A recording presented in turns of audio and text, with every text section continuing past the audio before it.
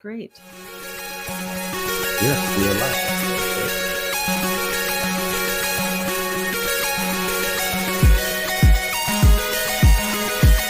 Okay, we are live today, and we are here with a very special guest, Leslie Elliot. Elliot or Elliot Boyce? I wasn't sure what name to use. Yeah, Congratulations. my last name, I'm changing it to Boyce, so I've been using that and haven't done the all the paperwork. But Elliot's just going to be a middle name now. Okay. Yeah, Well, hyphenated names are a real pain. Yeah, my wife kept her last name. It really bothered me. I didn't really give a crap. so y'all have different last names? Yeah, she kept her last name Hawkins just because whenever we got married, when we got together, she was coming out of design school in college and stuff like that, and everyone knew her as Lindsay Hawkins, and she was like worried, and like her actual director suggested that she didn't change her last name because it would make it harder for her to get hired. She ended up not even deciding to go into that field, so it didn't really matter, but it doesn't matter. Like it's fine, Our kids are all named Slater, and they have two last names if they want them. So if at some point they said they want to disown me, they can be Hawkins if they want to. I don't care. Yeah. Well, welcome, Leslie Elliot Boyce. Well, thank you. So do you want to introduce yourself a little bit, or for people who may not know you? This might be a slightly different audience who may not be familiar with you. I'm super curious about what you do, Jeff, here with this stream. So Jeff, you and I met, I guess it would have been 2020 when we first met. Yeah, the end of 2020. Yeah, we were both in CTA and both coming, I guess, to find connection around what the heck was going on in the mental health field and beyond with the ideologies that are, and still is going on. Yeah. And so I guess it was 2023. I had been in a counseling program, a master's in counseling program since 2019. And I had met with this, this pervasive social justice ideology, which seemed very at odds with a lot of the therapeutic foundations that we were learning as well. And I finally got to a point where I couldn't continue in that program, started making YouTube videos to talk to people about what was going on. And I have a YouTube channel that it's been sort of a side project for me ever since, because I just get so many contacts from people who are concerned about these things as well. So I've kind of turned it into a place to have those conversations. And it's called the Radical Center. Mm-hmm, the Radical Center. Okay, I'm going to put it in the room. Is my image a little glitchy? It looks glitchy to me. Not to you? Fine to me. Okay, cool. Well, and Jeff, what is your channel about? What's your audience like, and what kind of topics do you guys discuss? Whatever shows up. It's more of I'm using it for the community building part. Mm-hmm. So the channel is just the tip of a larger community. We have a Discord. We watch movies. We're working on projects. We were going to get some games going too, but it's similar to what I did during COVID with that 24-hour community I had. Mm-hmm. So I'm using it in that for that purpose mainly. So it's whoever shows up that kind of fits into. We're for open dialogue, mm-hmm. rational conversation. You have to be able to carry on a conversation. You don't have to agree or have the same viewpoints as everybody else. And we have people from all over all sides of the spectrum, I guess. We have commies, hardcore right-wing Christian nationalists. We have all genders, most races. And we just have conversation, like whoever shows up that day, that's where the conversation is going to go. And we've talked about everything under the sun, it feels like. What kind it of started themes? as a mental health channel, though. Oh, it was supposed to be like mental health topics. Mm-hmm. It kind of ends up being all kinds of stuff. Yeah. Although mental health comes up a lot, and so does neurodivergence. So neurodivergence, mental health, what other sorts of cultural and politics, culture, mm-hmm. current events, mm-hmm. that type of stuff. What's been most interesting for you lately? Anything you've been really wanting to explore more? Well, I started playing with AI a few weeks ago, and having conversation. We had AI Jesus, we had AI Socrates, and who was it? Who else was it? Carl Jung, and we threw them all in a conversation together, and then we had conversations among ourselves that developed off of what the AI was producing. And you can make different characters with it. Chris is creating some AI art for the channel, and ultimately, I want AI. I don't think AI is going to replace everyone, but I want AI guests in addition to the real guests, so I could have a panel of mixed. Some will be AI, some will be real people, and we can all have conversations and see where they go. It's really a place to have conversations more than anything else, and people that kind of can respect each other's point of view and still come together and have constructive conversations is kind of what the community is drawing. What's interesting is that we have a ton of people in our community that are that even though they're online all the time, they essentially claim to be Luddites that hate technology, which I think is kind of ironic. But like my particular view on technology, I think Jeff mostly agrees with this. Is that technology is a tool that if it's going to be used against us in any way, if that's the case, which I'm not sure it is, but if it is, then it's really like it's up to us to pick those tools up and learn to use them better. I think we got to get, as the gamer crowd used to say, get good. We have to be better than those that would use technology against us if that's the case. And I'm not convinced. I'm not conspiracy theorizing. I'm just saying, like, but a lot of people are convinced that technology is going to be used to control us and be used to mind control us and control all of our thoughts and mind and actions and everything like that. And I'm saying, okay, well, if that's the case, then like we can't stop technology. So to me, that's another form of powerlessness. Yeah, our victimhood mentality with technology as the oppressor instead of patriarchy or what heteronormativity or whatever. But it's still that there's something about that psychology or that mentality where you're at the mercy of this large impersonal force. Yeah, I could see that.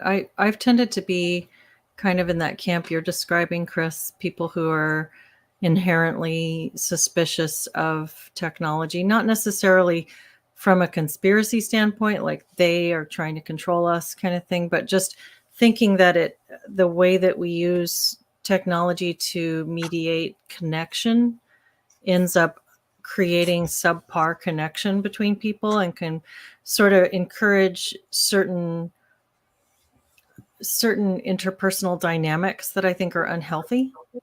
And yet, more recently, I've been coming to terms with some positives as well and broadening my perspective on it and kind of trying to see it less black and white. What is your current perspective? Are you talking about stuff like this or streaming or Zoom communities, Discord, that type of stuff? Yeah, I think so. I just had this conversation today we do a live stream every Monday for Solid Ground, which is the peer support community that I established with some colleagues.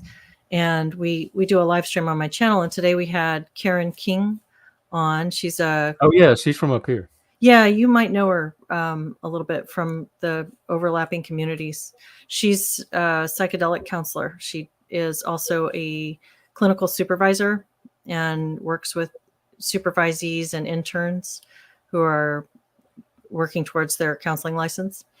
And she was talking about the change in the dynamic that she experienced with her interns and supervisees during the pandemic when everybody was doing just online work, and how much more hostile and less connected people were during that time. And it seemed to fit with the perception that I have, the observation that I have, that online or media mediated connection increases groupthink and dehumanization of the other. And yet there's something about these connections that's better than no connection. and so many people experience a lot of isolation. And when you can meet with someone, even just in a video chat, there is some positive to that. And like we went through all of this stuff with CTA, Jeff, when we were connecting to that network, there were people from all over that were able that to community connect. is still around. It too. is. It's still thriving, and that would none of that would have happened without the technology. Exactly. So that's the duality of it to me, and I don't know if I want to see it as duality or if I want to try to find a sort of more nuanced position on it. But I've tended to be skeptical and devalue I think it. if you're evaluating community, like for the quality of a community, I think you would maybe have metrics independent of technology or independent of how that community came to be or how it's sustaining itself, and just evaluate it on the benchmarks of a good community in and of itself. And because my experience, I've seen both. I've seen successful in person. I've seen dysfunctional in person. I've seen very successful, like what we're trying to do here on this channel is a positive form of using the technology to create a type of community that will hopefully help improve people's mental health and well-being. And so I've seen healthy ways to use technology to build communities, and I try to help be part of that.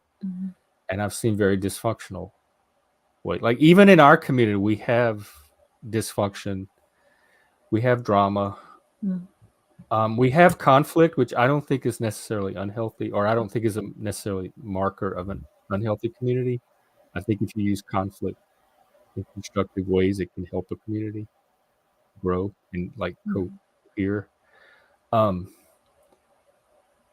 forgot what I was talking about, but it's how you manage the conflict and how you contain the drama when it does happen. So like I think even healthy, I think you need a certain amount of conflict to be normal. Like humans just need a certain amount of challenge or conflict or adversity or something. They can't just live in this 100% peace and harmony all the time. Well, without conflict, there's no growth, and if you don't grow, you die.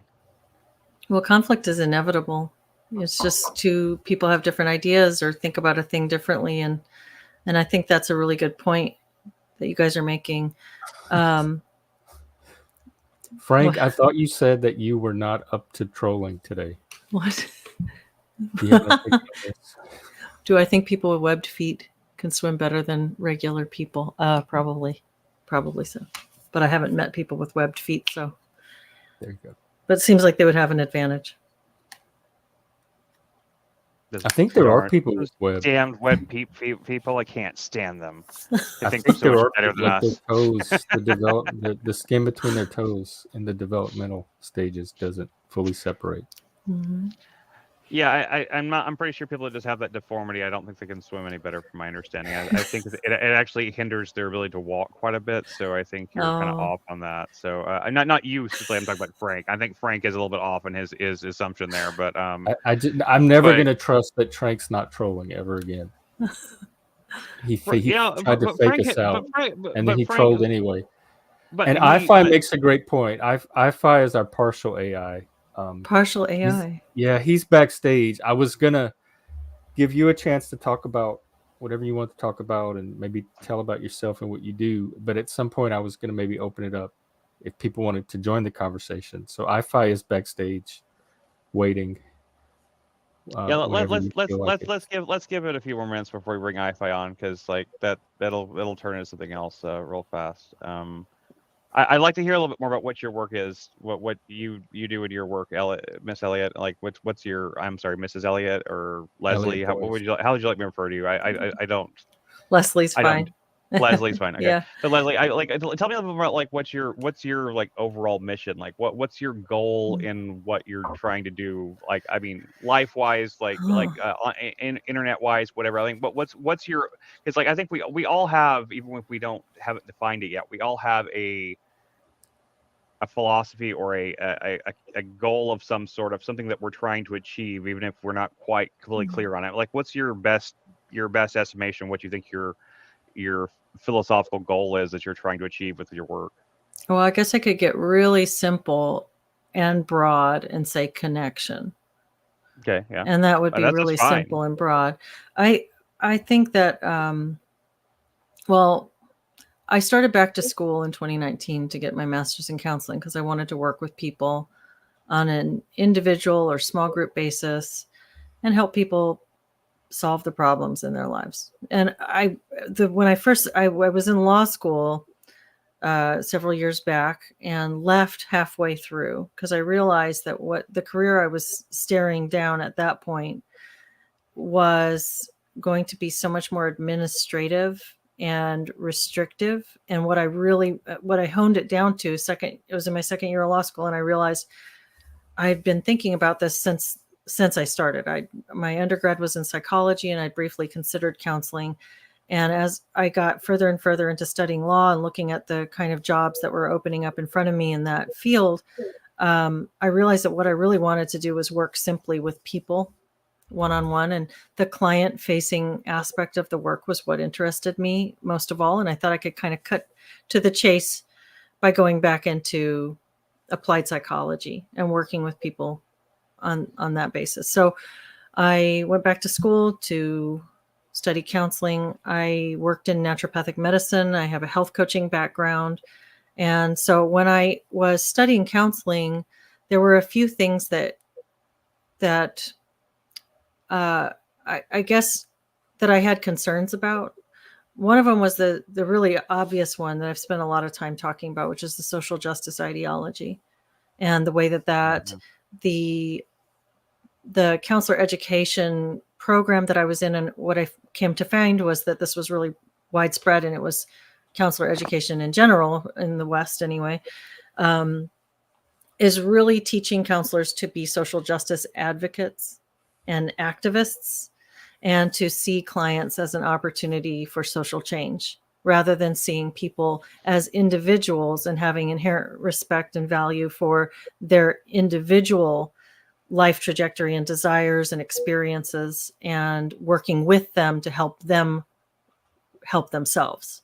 You're supposed to see them as something to change for the benefit of others. And so I found that obviously that was kind of the big blaring red flag for me in that. But it also, I don't like the way insurance is playing such a role in the diagnostic practice of mental health care. Big deal. Big agree there. Big agree really, there. really big. Yeah. I found that a lot of what we were being trained to do in diagnosis was to find the way that we could get reimbursed.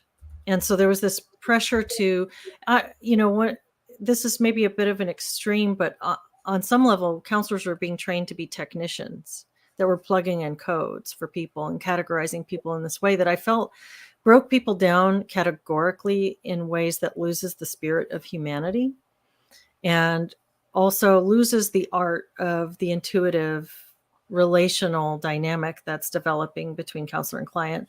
There's also sort of a power dynamic that I didn't really like, but that's been present in certain, I guess, theoretical orientations of applied psychology for a long time. There's different orientations that take more of an expert orientation towards the client, like you're a top down.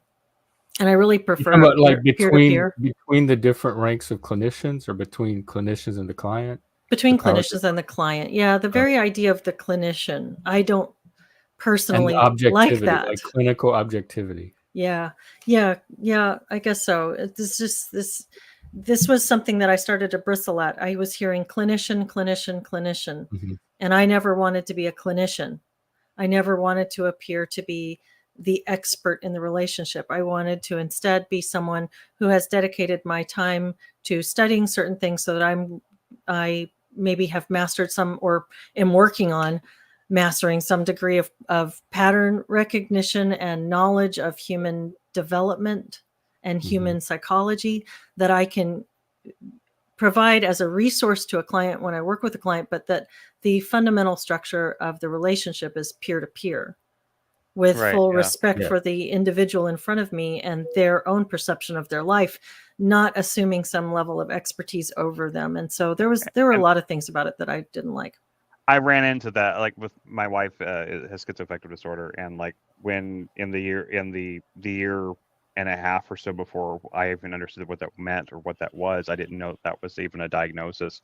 Like, she went to many different hospitals, stuff like that, and I ran into a lot of problems with people, like basically doing that. Like that, no one was looking at her on a person-to-person basis. No one was actually trying to diagnose or actually treat her issue. They would diagnose it, and then they would just like send her into. They would just like basically group her in with a bunch of drug addicts or different things. It was just a lot of like grouping, a lot of like they did not see her as an individual person. She was just part of a group that they could put her into like this set that this population with, and then good luck. Hopefully it worked out, which didn't at all. It wasn't until we actually found like until actually we lost everything and didn't have any insurance, had no money, and we found a free clinic where there was actually people that actually cared, which is why I've come to the conclusion that like I which is, it's anecdotal, and I'm not saying that I'm statistically correct, but I feel like healthcare. I no longer see a good reason to have profit motive in healthcare. I think because the people that really want to help people seem to like they'll do it for pretty much nothing.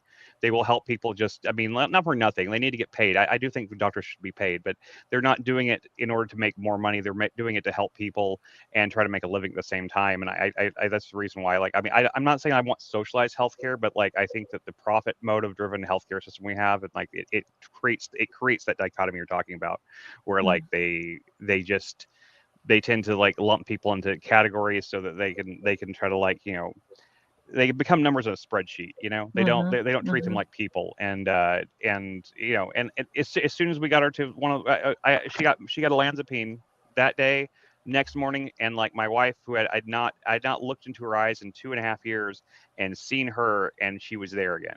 It was just that simple. And anyone could have, and Lanzapine's not a dangerous drug, anyone could have given it to her anytime and tested her and see if it helped, but no one ever did.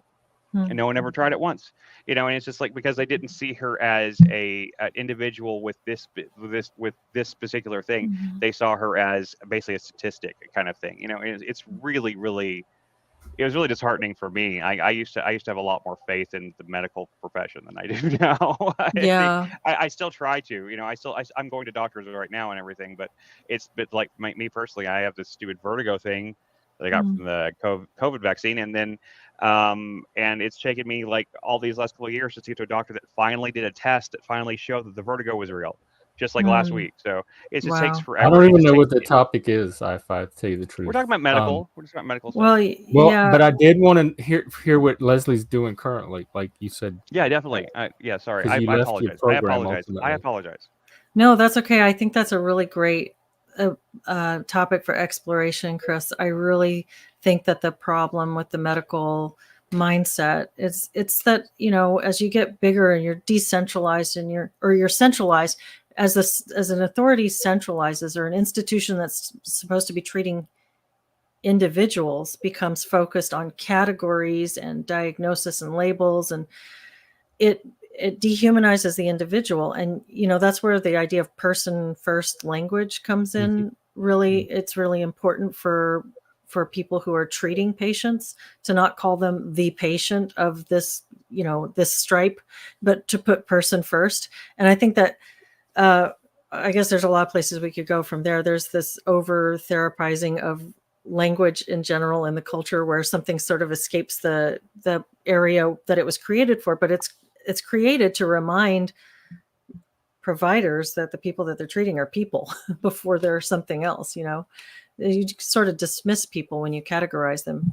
But what I'm doing, so I opened a coaching practice in 2022. And so I do not work with people from a clinical perspective. I work as a supportive process partner. And I come from the health coaching background, and also utilize counseling skills and training that I gained through graduate school, and just life experience, and work with people in a non-clinical supportive fashion. So I have a private practice, and then I started making these videos a little over a year ago. I guess it would have been October of 2023, and they got quite a lot of play, and I received a lot of communication from other people who were in a similar situation. So I have been steadily making these as sort of a side project. I put out probably 1 or 2 a week. I just record conversations with other people who have something to share around these issues. It's usually focusing on education and psychology and how ideology has changed and impacted these fields. And recently I've talked with a couple of people from healthcare perspectives as well. So we also, along with a couple of colleagues, created a peer support community called Solid Ground, which is really great. It's online. So again, plugging the benefits of online connection when you can't find somebody in person, when you can't connect in person, there really is a benefit to it. So we do weekly groups. We each facilitate a group for an hour and a half every week. So my group is on Thursdays, and it's fantastic. It's just really a great place to get together. It's probably a lot like what you guys do. It sounds like from your description, Jeff. It's just a place to have connection and conversation. The only difference is that it's confidential because we're in a not a streamed group. We're able to, so people can feel safe to talk about whatever they want and know that it's not, if they have things that are sensitive, it's not exposed to the world. Yeah. So. Sure, and we've told people before we're open to doing that sort of thing too. We're open to having like closed, like private. Well, we do have a Discord. We have the potential for that on Discord, and I run the weekly men's Zoom too every Monday still. And like my personal goal, my goal with this channel and anything else we're starting, like the thing, anything else we're doing in the future, my personal goal is building communities, period. That's my goal. I think that is the way forward for humanity at this point. I think small, communities that can be interconnected communities that can work with each other and help each other in different ways. A community that's centered around a certain kind of music that connects to a community centered around like making movies or whatever, and like they can work together and creating that's my ultimate goal for not just this, but is to grow into something where I can create a physical space sometime in the future within my lifetime that will become a place that will be a community hub for online and in real life community building type place, a place that would facilitate content creation and also real life, like people can be online and IRL at the same time. That's my vision myself. So like I respect anybody who's out there trying to build community, trying to make connections with people, because I think that's what it's all about. I mean, like, you can ask anybody in the South, any bigoted person you ever meet in the South, they could hate gay people their whole life until like they have like a child that comes out as gay, and suddenly like their whole perspective on gay people or homosexuality changes. It's a matter of who it's a matter of like of exposure to those things and those kind of people, and then that's really what will change their hearts and stuff like that. So I think exposure to it in a positive way is so important, and it's just like it's not something we have enough of right now, especially because of how I think everyone is so isolated, got so used to the isolation during COVID, don't you? Like they got used to it. They got used to the isolation. I'm still isolated because of all this technology made my life even better. It right? No, don't get me wrong. It has its advantages. It has its advantages. But like I was telling you, like sometimes I do feel like I have to reach out and invite people to come to the show, even though it's an open panel and stuff. Like if I don't extend that hand and say like, yeah, come on up. I don't know if it's because they're isolated. They're probably doing 100 other things. They might be, but sometimes it's just the fact that they're afraid of intruding. There's a lot of people that have this fear of intrusion now that they didn't used to have, because for so long we were like told to stay in our bubble. I think that's my theory. I'm not saying I'm right. There's 3 people backstage waiting to intrude right now, so maybe we can and you also have like there's big changes in your life too. Oh, who, me? In my life? My marriage, is that what you're thinking? Yeah. I got married in October. So yes, I was just watching some of you guys' content just because you do a show with him too, like once a week or something.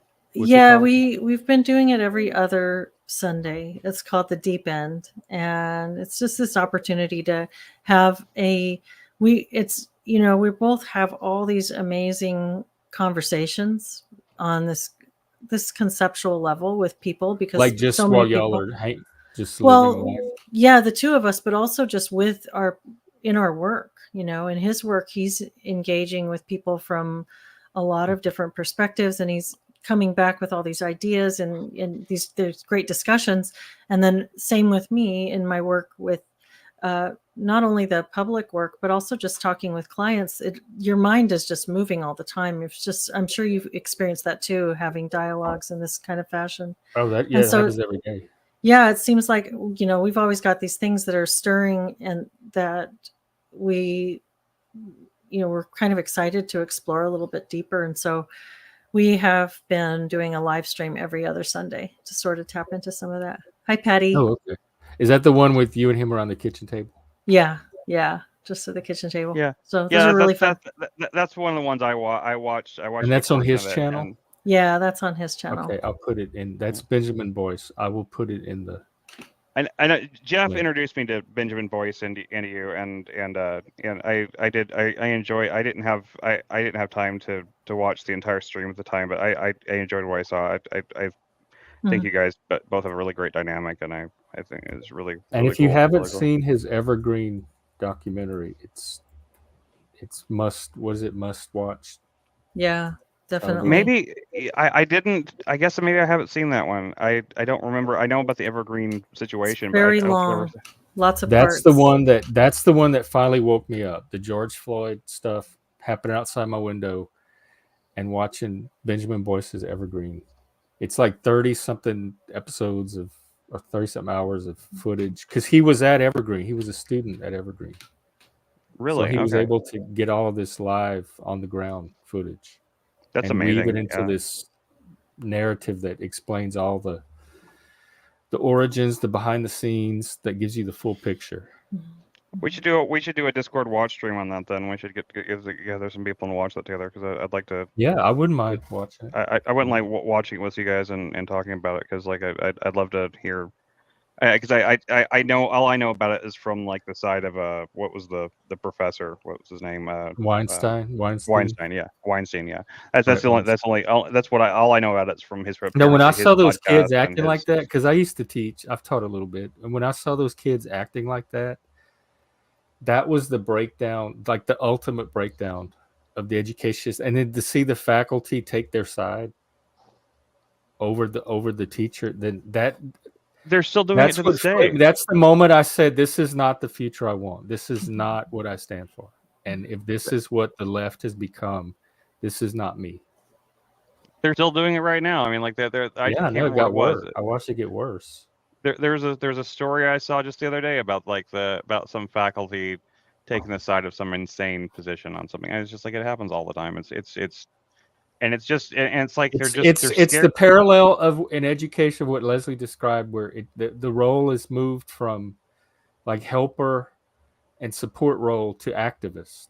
Now you have activist therapists who are trying to create activist clients. You have activist teachers who are trying to create activist students. It's not about truth seeking or understanding the world as it is. It's about changing the world and identifying and dismantling these perceived power structures that are everywhere. It's not about truth. I will say, I don't know if I can articulate this very well, but like, I think that something at the heart of the desire to be an activist, an ally, all these words we know now, ally to the marginalized, all this sort of dismantling social justice stuff, in a way, it does make sense within the context of that technocratic, bureaucratic system that you, Chris, were describing a little bit about when you're talking about interfacing with the medical field, and this systems process of losing the individual and losing the humanity of people means that people who are, just to use their word, marginalized, people who fall outside of the norms that are best treated by that system, you can think about it from a utilitarian framework where it's for the good of the whole. And so if you're somebody who doesn't fit that whole, you're not in that main group that's going to be quote unquote benefited by whatever, then you're falling outside, you're falling to the margin, and there's you're not no individual served. It's group. Yeah. The group is the defining. Right. And so this Yeah. whole idea of like seeing the marginalized and helping them, there's something valuable in that, but what they're missing is the process. They're missing the bigger picture of what process they're describing. It's a result of consolidated power, technocracy, bureaucracy, and seeing people in terms of categories. And so they're trying to actually treat the problem by going deeper into the problem, by categorizing even further. And I think it comes in some ways from a good place, but it's a misconception of the problem. And it involves demonizing other innocent people in the process, and that's the part that bothers me the most. They need a perpetrator for these all the victims and all the oppression. And yet there's also part of it that's just to a degree, it's like a kind of an audience capture type thing where like they feel beholden to the students because the students and their parents, especially these Ivy League these things, these kids don't have the money for that. So it's coming from the parents. And so if the kids go and complain to the parents, then the parents are going to drop their funding and then they get less money. And it's just this whole thing.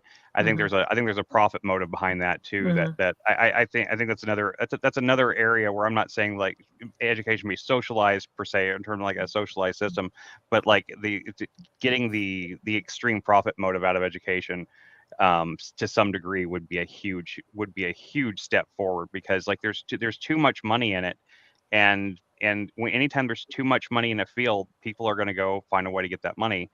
And so, I mean, we have like, I mean, look at like the salaries they give like the deans and like the staff at these universities. It's just, it's beyond anything. I mean, I think teachers should be paid well, and it should be, but I honestly think like, high school and grade school teachers should be paid better almost than college professors to a degree.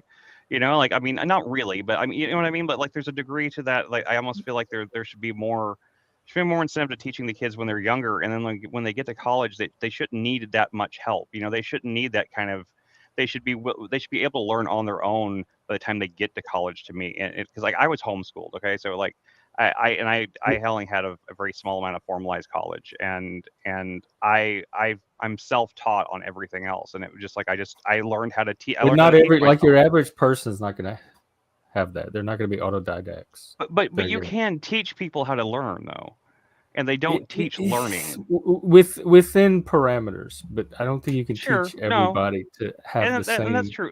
There's true that there's going to be a but real quick, because we don't have a lot of time left, and there are some people I forgot you only an hour. Sorry about that. Yeah, there are some people that want to get on the panel and get a word in. So Leslie, if you don't mind, I'll bring on. We have three in the back. Bring them on one at a time. Waiting, the charming I-Fi, the always stimulating Lib, and Reddington, who I know will sit there very politely. But let's try to go one at a time, guys. Let's not like overwhelm with questions or comments. So let's start with I-Fi, since he was the first one trying to jump in. So what did you have to would ask or comment on I-Fi? Hello. Hi. Can you hear me? Snappy. We're running against the clock. So there's no way I'm going to be able to even begin to discuss this topic with you, since they're only giving us like 30 minutes or whatever to talk. So, well, we can continue after she leaves, but she has to leave. I have to leave at 1 Pacific.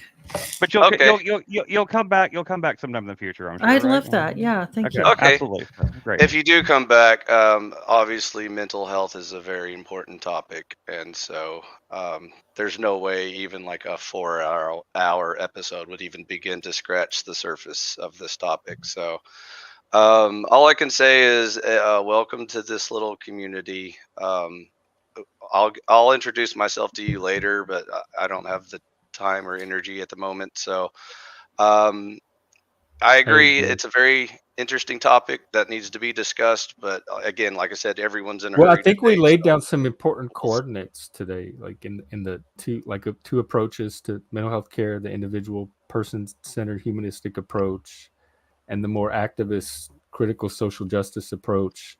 Lots of topics. I agree. You brought up lots of very deep, complicated ideas that need to be properly discussed. Joe, you never had a wrench. So anyways, it was nice to meet you.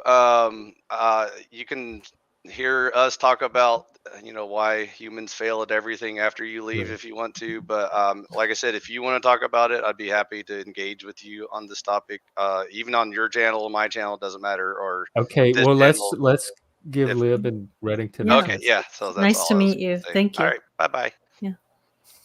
Enjoy your tea. But yeah, hi. I'm Lib. I was listening in earlier, and I did agree with a lot of what you were saying. I think especially when it comes to mental health, sort of the depersonalization of it has become like a real issue. I have a couple friends who um, are like therapists, and one of them has just completely gone to like her own private practice because of this, because working in other practices she just felt like it was like it was hard to like connect with uh your patients, quote unquote. It was an interesting conversation I had with her about it. It kind of made me think about it in a different way, because I've been to therapy before, and it definitely was. I did though have not so much a problem, but I guess a question, in that like I've looked at some of your channel, and like many people today, you're talking about like wokeness and stuff like that. What does that mean to you when you're saying that? Like, what are you specifically talking about? With wokeness, Yeah. I feel like I've seen you like have a couple topics on it, so I don't know what like when you talk about it, what is it that you are talking about? yeah, it's a good question. I think for me, most of the time when I use woke, I try to use it in quotes, Mhm. because it's kind of it's a cheap term that is, I think it's kind of maybe too easy to define sloppily and too hard to define properly. Sure. But it's this woke.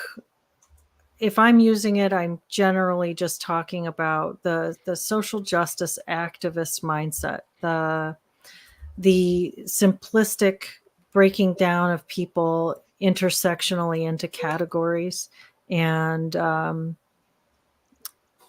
I think it's just it's kind of like a self descriptor that a lot of these people were using for a while before it became pejorative. This idea that we have awakened to the systemic nature of humanity, and there's this sort of supercilious, arrogant, I see you white people as this, and I see it's just over categorizing based on intersectional characteristics. So I think that that's kind of the ideology I'm referring to if I say woke, but it's kind of a cheap term. So Yeah. Okay, that's yeah. probably a more, honestly, that's the most succinct and I think reasonable way I've heard someone actually describe it. So I appreciate that. I did. What do you mean by it? I'm not trying to accuse you of you just using them as buzzwords, but like the intersectional. I'm not sure how to like that whole thing. What do you mean by that? Intersectional? No. I mean I know what Oh. intersectionality is. I don't understand what you mean when you use the word there, because like people are like breaking down their oppressions intersectionally. You mean like people are recognizing that different social categories that we all have imposed or self-impose on ourselves do have an effect in the outside They world, have and an that effect Mm.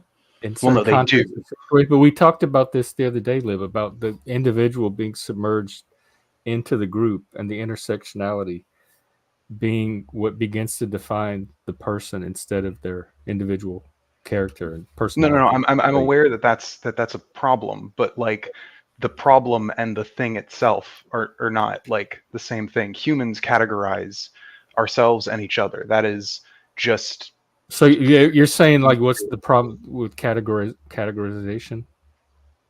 I don't know if that's what the problem is. It's how it's being used. Yeah, I guess. It's an oversimplification, and it's not. And I mean, you can put people in categories in a broad sense, but you have to And look you at can them as only individuals after that. categorize the individual so much. I mean, that's the whole concept of the individual. I heard Jordan Peterson one time say that if you take intersectionality to its logical conclusion, you end up with the individual. Because if you continually divide and divide and divide and look at the way that the different categories you can lay on top of a person's experience. Ooh, I actually like that. I'm gonna steal Yes. that. So yeah, it was kind of interesting. Like if you subdivide a person enough, you end up back at the level of individuality. But Yeah.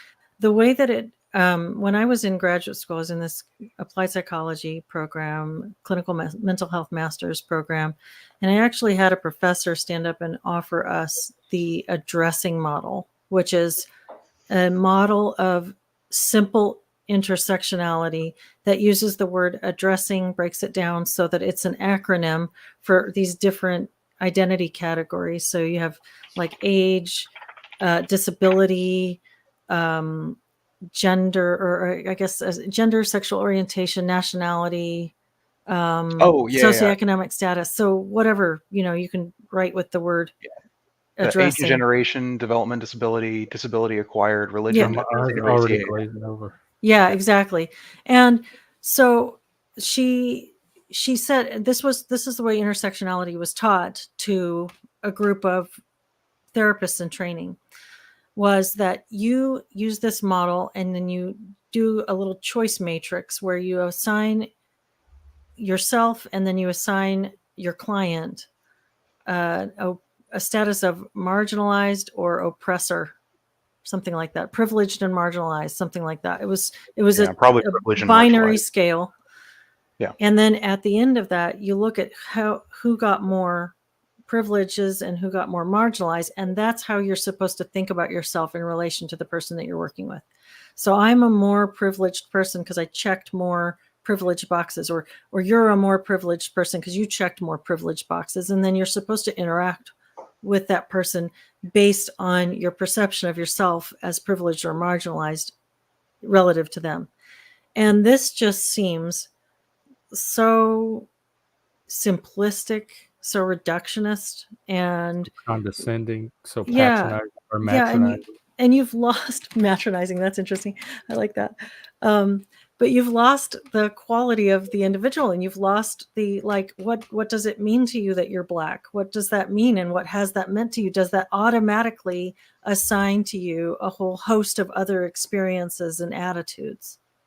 Or what does it mean that you're poor, or that I'm poor, or that I'm older than you, or that you're younger, whatever it is? What does that mean to us? We don't care about that anymore. We just make assumptions based on these categories. I think the thing that this model is, a lot of things this model is missing, but I think the thing that would, just from a brief, what you said, and brief, reading what I found something from the Ohio University, is it doesn't really discuss, how you move from there, right? Because I think,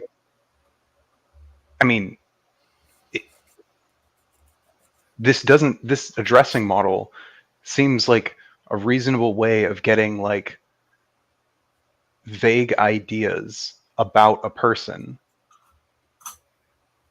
based off of like, stereotypes, and then you would then use that as sort of a jumping off point to why do you even need to do the that? individual. If you get to know them as a person, you don't even need that. You get even more granular. No. I agree with you, Jeff. So, like, I don't think that this model is like perfect or even good, but so Lib, I would say that I agree with you a little bit on in one respect, like in an intro sociology course. And if you're an intro sociology professor, this would be a useful way to describe demography to your students. This is basic demography. Yeah. But for this to be something that enters into a graduate applied psychology program where you're dealing with people who've already done all of their undergraduate psychology study. They've taken all their prerequisites, and hopefully you're dealing with people who have passed some screening, some entrance testing and interviewing, and have a pretty high level view of human behavior and care for individuality, to then bring these people back and give them this, what is basically like 8th grade level overview of human interaction, and not even that, because you're missing all of the nuance that can happen in between these categories. I think that this is wholly inappropriate in context. So I don't think that it's a ridiculous study. I think intersectionality makes sense in terms of applied demographics, but it's not for psychology students. And I want to give Reddington a chance to get something in if he wants, and then IFI is also chomping to get some more airtime. Oh, pass. Okay, IFI, do you have something now? The floor is yours. I thought you said she had to go, so I didn't want to. Well, she does in 10 minutes. But I have 10 more minutes. A chance to. Yeah, I don't want you to feel marginalized. An hour passes fast. I don't have a 10-minute soundbite for you. I'm sorry. Okay. Do you have anything? Because you were grunting and groaning in the chat about something. That was when the conversation started, and so since we've foregone conversation, I said I will try to catch her at a more convenient time. So. Yes, they are, Frank, and I'm very proud of it's like I feel like I was like taking someone into prison, and how are the inmates? You need to have guests on more often, Jeff. So Leslie, I was looking at your channel. Do you have like sort of like just a non-topic open panel day that you prefer, or do you only prefer focusing on like one topic at a time? Why do you want to go raid her for channel? My channel? Do you have a mental health story? I just want to talk to her for about an hour or two if she wants to talk about mental health. So I don't have a 10-minute soundbite that will, please the panel. So I'm sorry, Jeff. I can't help you here. You rarely do. Well, maybe we can meet.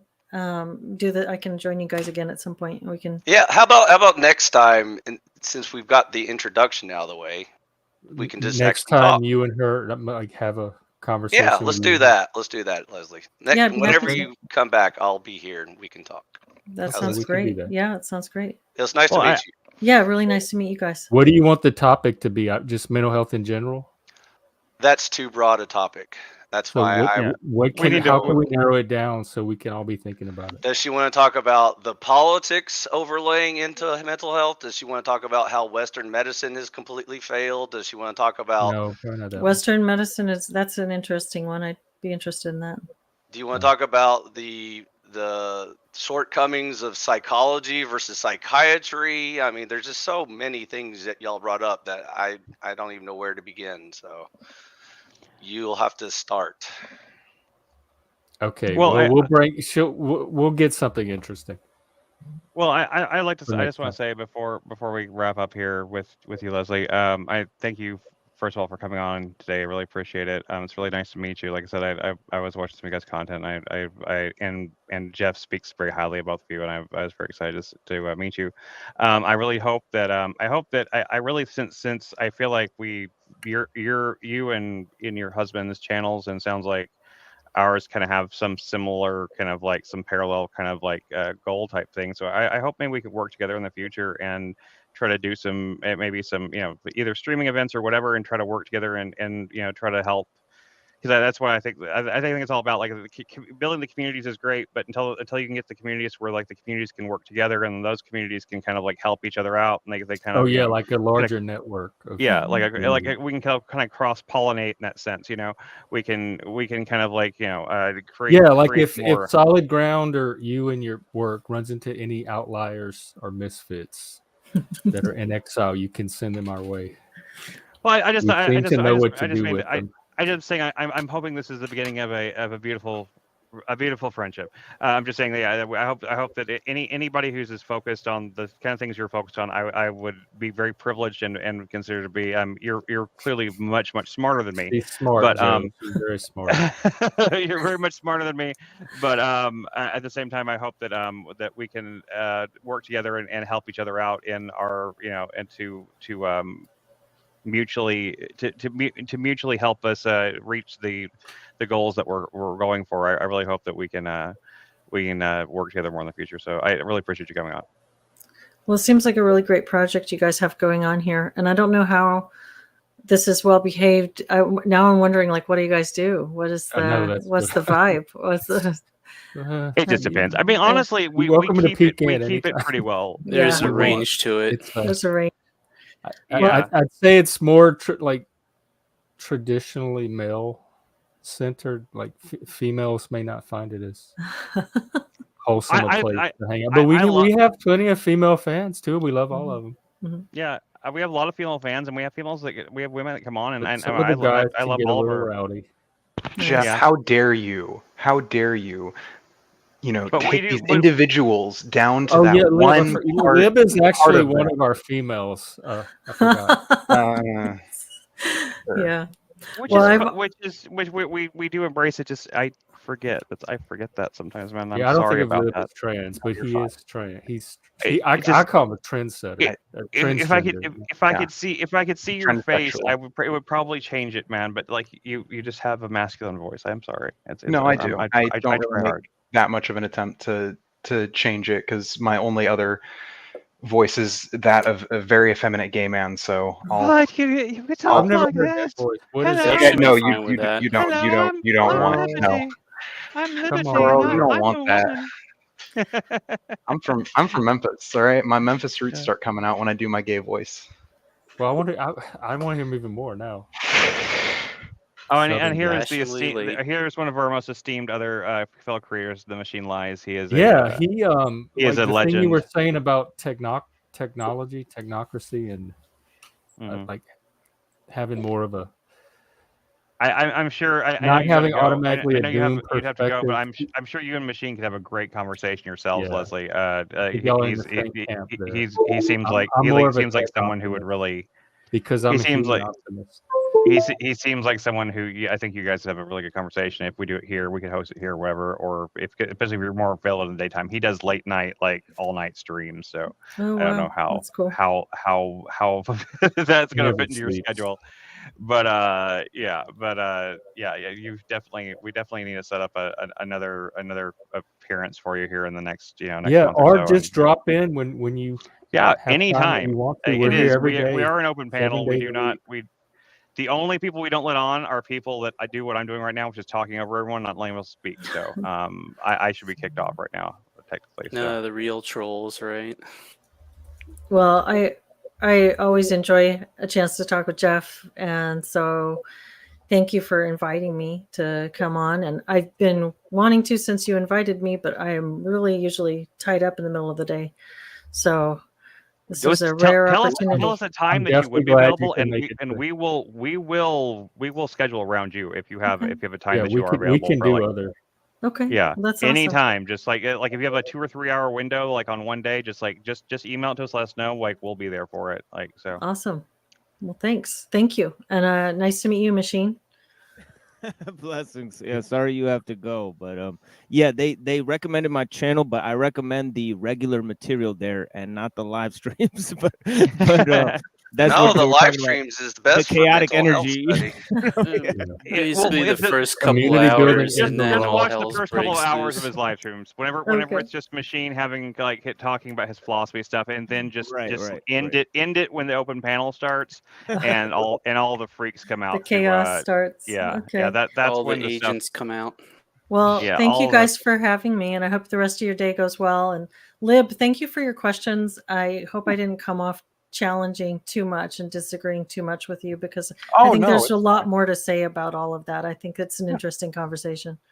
Absolutely. I'd love to continue that conversation at a later time. It's very good. It's a very interesting one for me. So I appreciate the engagement.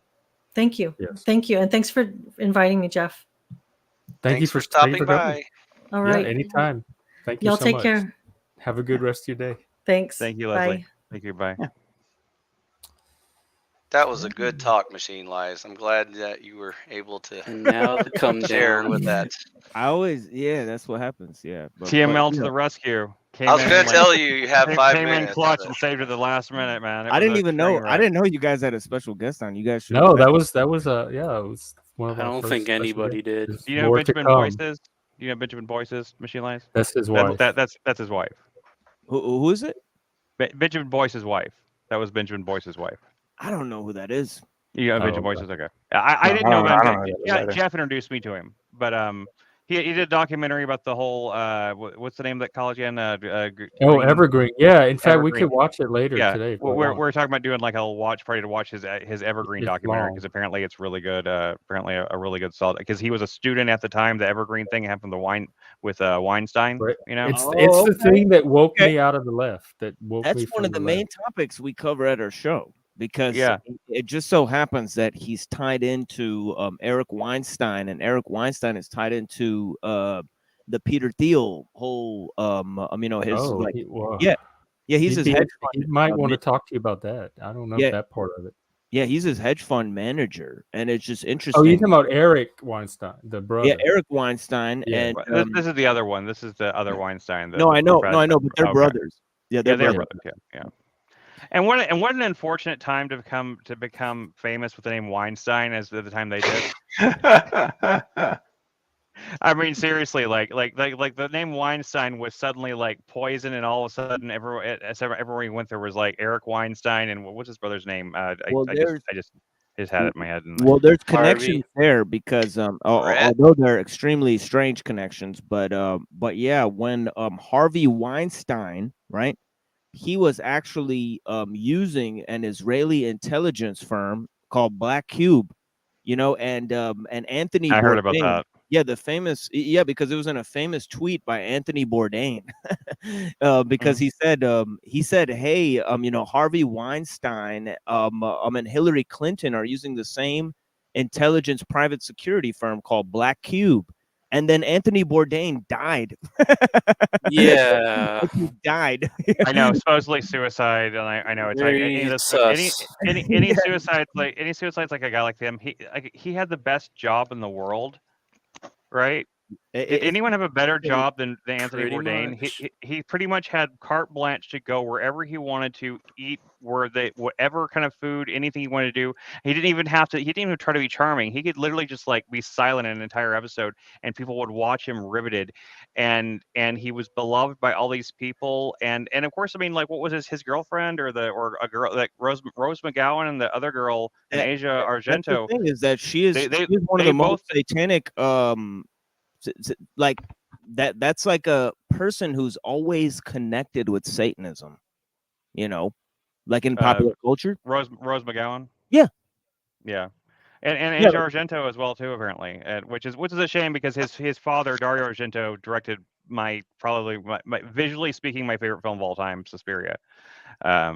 But that's not really important. But Suspiria is the most gorgeous thing I've ever seen. But it's also very much about witchcraft. So I mean, this is why it's good that I showed up after the guest left here, because I would have. I'm not even being a conspiracy theorist right now. I'm being a film geek. I'm just being a film geek at the moment. So me too a little bit. Yeah, me too. But I think, but I think that there is something about Bourdain, and but at the same time, unlike when Heath Ledger died, I got that weird feeling like, I don't know about this. I don't know if that was legit. Like when Philip Seymour Hoffman died, it seemed pretty weird. But something about there was a sadness about Anthony Bourdain. Of course, do you imagine how much money? There's literally millions of dollars of fucking price tags on their head.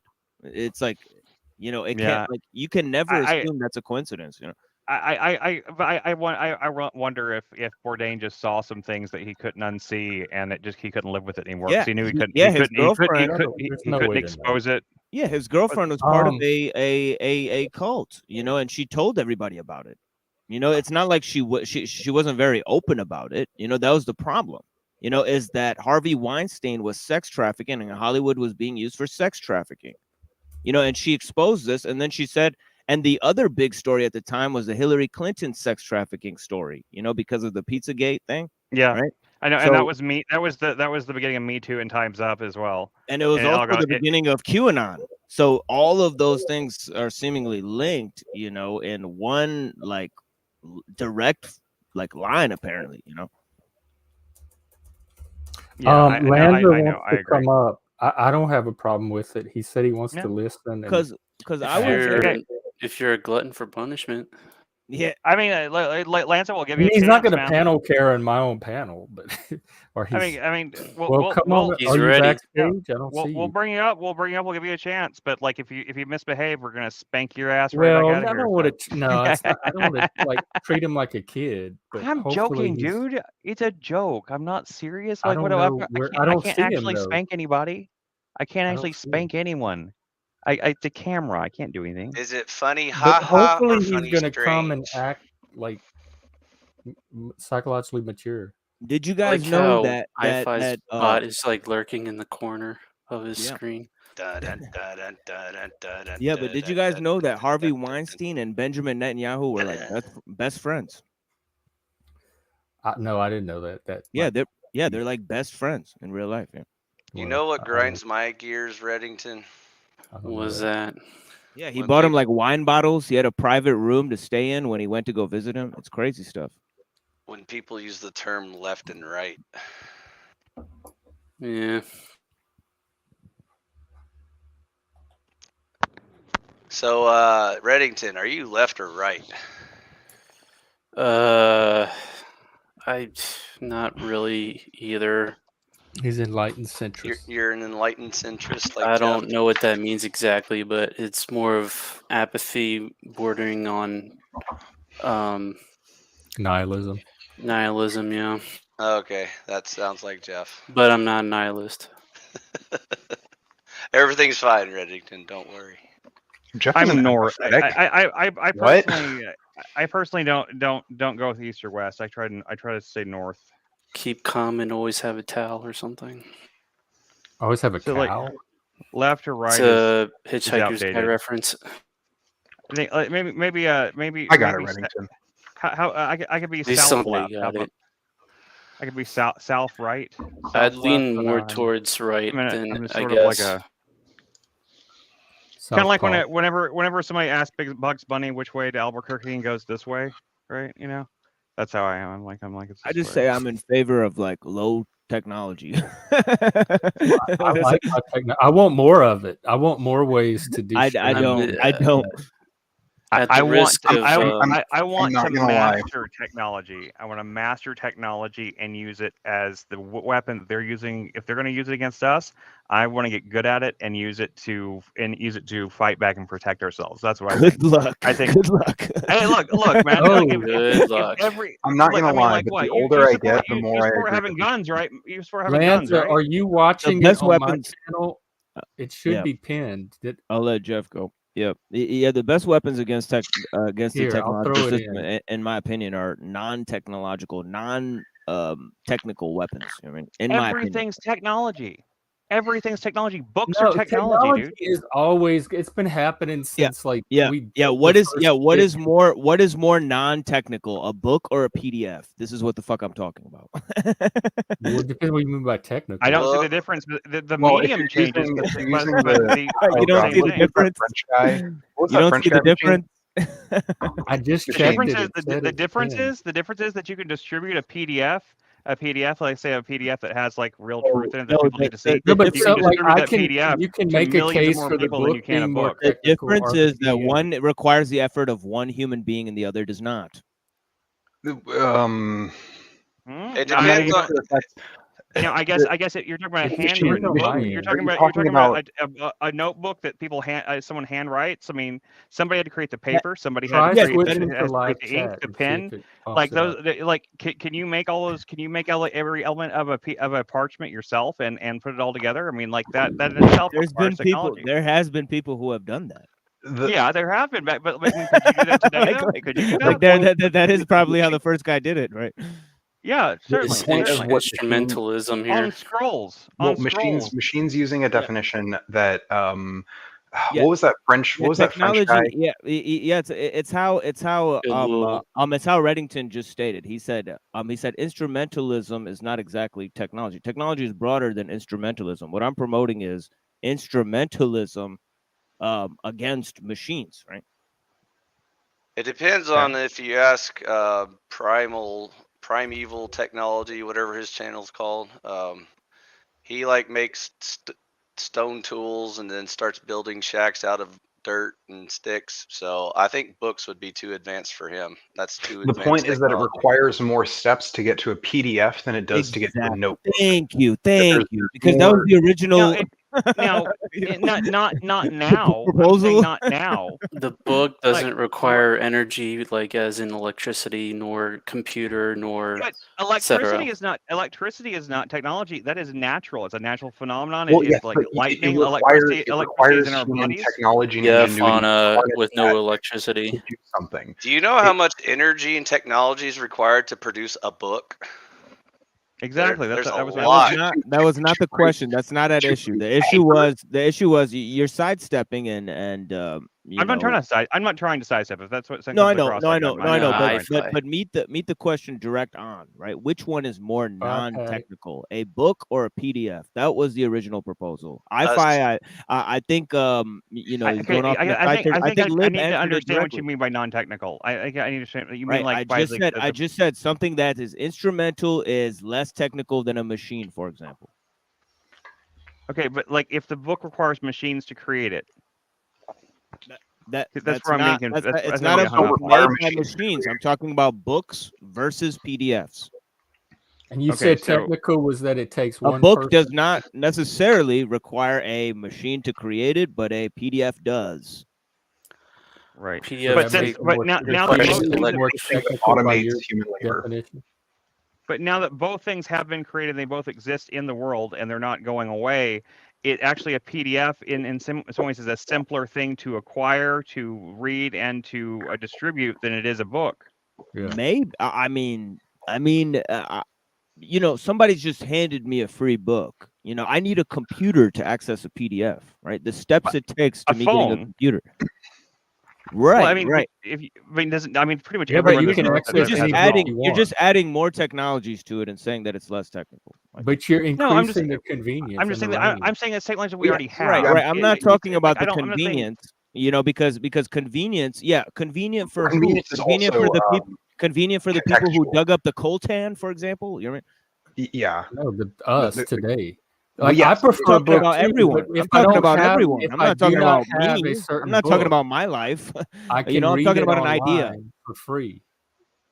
So I can I- access I- the I- content. and I'm not trying to be combative here. I'm just No, of genuinely course interested in not. like Of I'm course genuinely not, but- interested in the conversation because like I think because I'm really thinking about what you're saying about like the book versus the PDF thing, and I'm just thinking like, well, at the same time, like a book, you know, okay, 'cause, like there's going to be a limited I number don't of even books of that understand printed, the right? conversation. The books themselves can get they can rot, they can like just like the the old scrolls that they like the Nag Hammadi, and who knows how many ancient texts, how much ancient wisdom has been lost because of like that technology itself being more fallible. Now, not to say that like PDFs are better because they could be erased off the internet, they could be, but there's more chance they could exist in copies and things like that. There's advantages and disadvantages of both sides, but they're both To what technology. ends, Is my though? point. They're both, but my point is that they're both technology. The only thing I think you could say that's not technology is maybe verbal communication, verbal, societies that don't have any written language that pass everything down verbally, like the I think Australian Aborigines. I think non-technical means whatever comes from a human effort, right? And then technical, right? The more and more you increase in technicity, right? You increase in arbitration and mediation, right? In efficiency, right? And in lack of human effort. I mean, that is what it is, right? So, are you arguing for a Amish society? Like, where do you want to go with this? Yeah. I would like that. I would like Amish. Yeah, Yeah, I Okay. would like Amish. Yeah. I would But like Do the know that- Amish but- have live streaming? I'm out No, with they you. don't have But internet. Are there Amish They YouTubers? also believe in Christ, and they believe that you don't have to try to enjoin the greater society or the greater world and the kind of message that they have. They just feel like if they live quietly, work on themselves, live a quiet life, and keep to themselves that and believe in Jesus, that it'll be okay, and they're fine to just wanna believe buy that. the I'm world not of Christ. challenging their yeah, beliefs in that. I have no issues with But the them. thing about it is, I think that they're sitting ducks, in my opinion. The Mormon, I mean the Amish. Yeah, yeah. Basically. They depend on the security of not the United States not government. engaging. Right, Right. right, and they also Well, we all depend do. on debates on labor saving devices. Oh, They I have know to, what I wanted to. yeah, And I they know what I still wanted to do. They ask you. still do The trade Shyamalan with the movie? outside world. They Right. still trade. Hey, with what modern happened with people. Rant and his channel is gone? yeah. Rant just nuked his own channel, and Oh, he stepped took out it of. down. Yeah, he stepped out of the disc. Yeah, yeah. It was a naturally organic decision. So is it like rage quitting or something? No, he's not. No, he's not rage quitting. He's just taking a step back from these particular circles because he has complained, and I do agree with him that it's kind of infested with some kind of very strange actors and activities. Oh yeah, I've always seen that. Where isn't it infested though? I am that. Welcome to the interwebs. Yeah. We got i5. Yeah, Right. that We is got kind one of of- Taking at another least one on the sabbatical. panel. that is kind of a welcome to the internet moment. To be honest, I was just let me throw past the Amish thing. Like I've never actually met any truly Amish people. We had a rather large Mennonite community outside of Texarkana growing up though, and Yeah. I always thought they were particularly strange because they do the long beard thing, right, with the big hats, and the women all wear the same dress and They everything. wore those little hats with the bobby pins. And they do But allow they allow- electricity. yeah. They do allow electricity to weird degrees in their they don't use any like powered they don't use gas powered like tractors or anything like that. But they do everything. They do a little plowing by hand.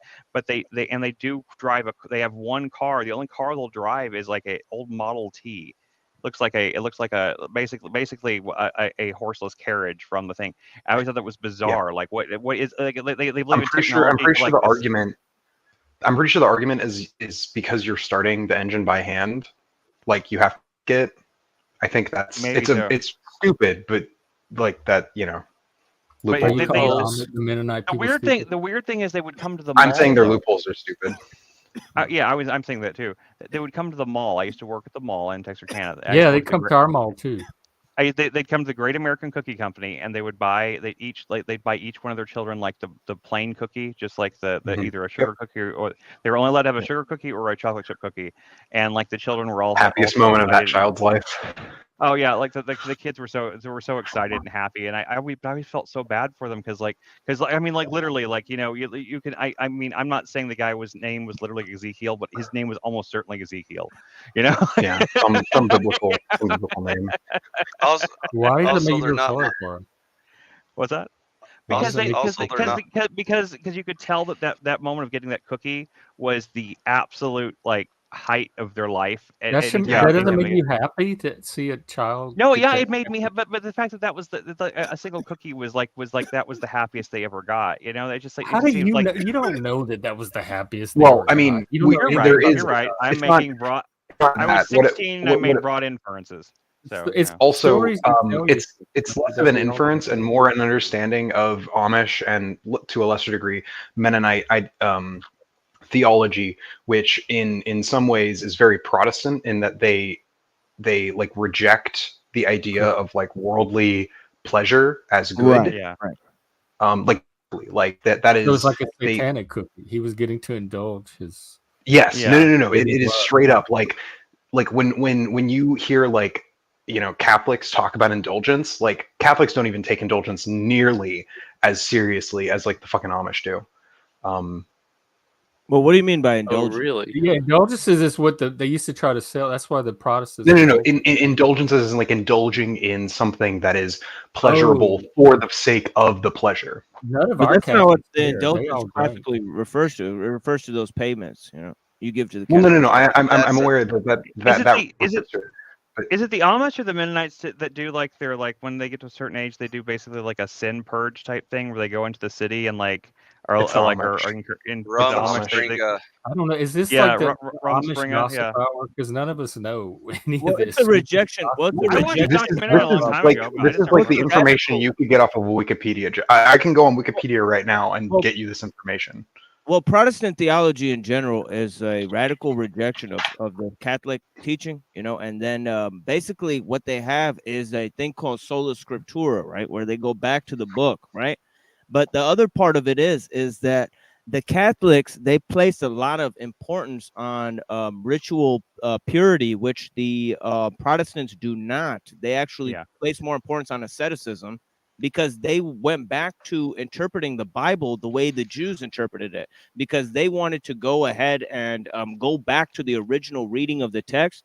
They rejected the Catholic teaching, and they went to the sometimes even to the Kabbalah and other places, in order to find a more ascetic version, because they're like, we need to like go back to Paul and him saying that like the pleasures of this world are like, the sins of the flesh. So why would we have all these inane rituals, right?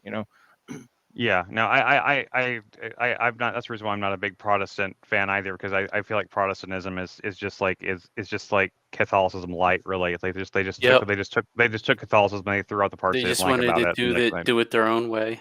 Yeah, but they didn't actually. It wasn't like a true like reset type thing. It was like well, the Catholic Church is Like is a like it was revision. it was the Reformation after all. It's called the Reformation. It wasn't called like the reboot or something. Like they didn't go back to Christ's teachings and try to build from there. They took the Catholic teachings, they threw out the things they didn't like, and they decided on a new set of rules. And like I'm not a huge fan of that. I grew up in Baptist churches, so That's I'm why pretty we familiar had the Restoration, it. because that was the full reboot. When was that? With Calvin, you're During the talking about? Restoration movement. I mean, what time period? I can't remember. I just can't remember what time period. I think it was even like late 1900s something. Yeah, that sounds about right. I just couldn't remember off the top of my head. It may have been as early as 18 something, but it was probably still in the prototype Jesse comes on stream stage. to paint. Yeah, it's like all these guys came out after Luther, like Calvin, and Yeah. and I have a picture that can explain it if you want to see it, Jeff. And it's really hilarious how like Luther leads to, I think Luther leads to Hegel, and or is it Hegel leads to Luther? Yeah, Luther leads to Hegel, and Yeah, Hegel leads and Hegel leads to socialism. So yeah, but in the best type of world, Hegel leads to Kierkegaard, who just destroys him, and then it's over. yeah, unfortunately, Fatality. Please tell me you did not make that. I did not make this. Okay. But I would be very amazing. impressed if you It's did. amazing. I feel. So there you go. There you go, I feel Chris. like I'm having a psychotic break just looking at it. It's amazing. Hey, Chris. There you go. Yeah, the answer is I see it. 1793 to Yeah, so 1830. Yeah, so we're looking at Calvin then. Yeah. So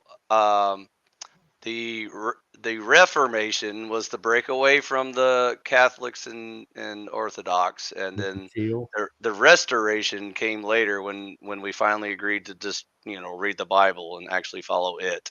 So Another interesting link is that Rousseau's dad was a Calvinist preacher.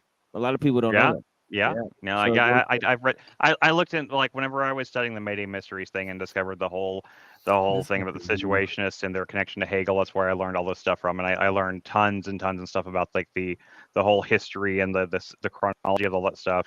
And I love to do a whole stream. I think me and you should do a stream of the Mayday Mysteries. You need to look into it. You would have it's a great deep rabbit hole thing to look into, man. It's fun as hell. I should have you on to explain your paper that you wrote on Discordianism next time I do my special. After I give my presentation, you could be my first guest. You could run them down on that, and then we can go do another thing. We can have a panel. Did I write a paper on Discordianism? And then you can educate me on Locke. You did write a paper. I don't remember anymore. Apparently, my memory is very bad these days, so I have to look on my computer. Like I forget things constantly lately. So yeah, you sent it. Yeah, you sent it to me. Okay. I know we're off the topic go. of the Amish, but under their beliefs and traditions, really generally the wanna get Amish do not agree with the idea that Social Security benefits and have a religious objection to insurance. On this basis, the United States IRS agreed in 1961 that they did not need to pay Social Security related taxes. And in 1965, this policy was codified into law. The Amish don't pay Social Security taxes. Also, they're not monolithic. They have divisions just like all groups. So that's why they're not using loopholes. There's certain groups that don't subscribe to old country. Yeah, laws. the exemption applies to a religious group that is conscientiously opposed to accepting benefits of any private or public insurance, provides a reasonable level of living for its dependent members, and has existed continuously since December 31st, 1950. I think they call it old order is like the ones that refuse all technology. Yeah, like but that's like less than 100 people in their entire history. So the modern Amish allow like computers used for businesses and stuff like that, but they can't use it for their home or personal use, stuff like that. So and they can even use then a card to get to work. Yeah, and even then, like a lot of that stuff is pretty limited. I was reading, like basically it has to not replace too much hard labor, manual labor. But they ride horses around to their neighbors' houses and to the grocery store and stuff like that. So yes, not loopholes. It's just their evolved system.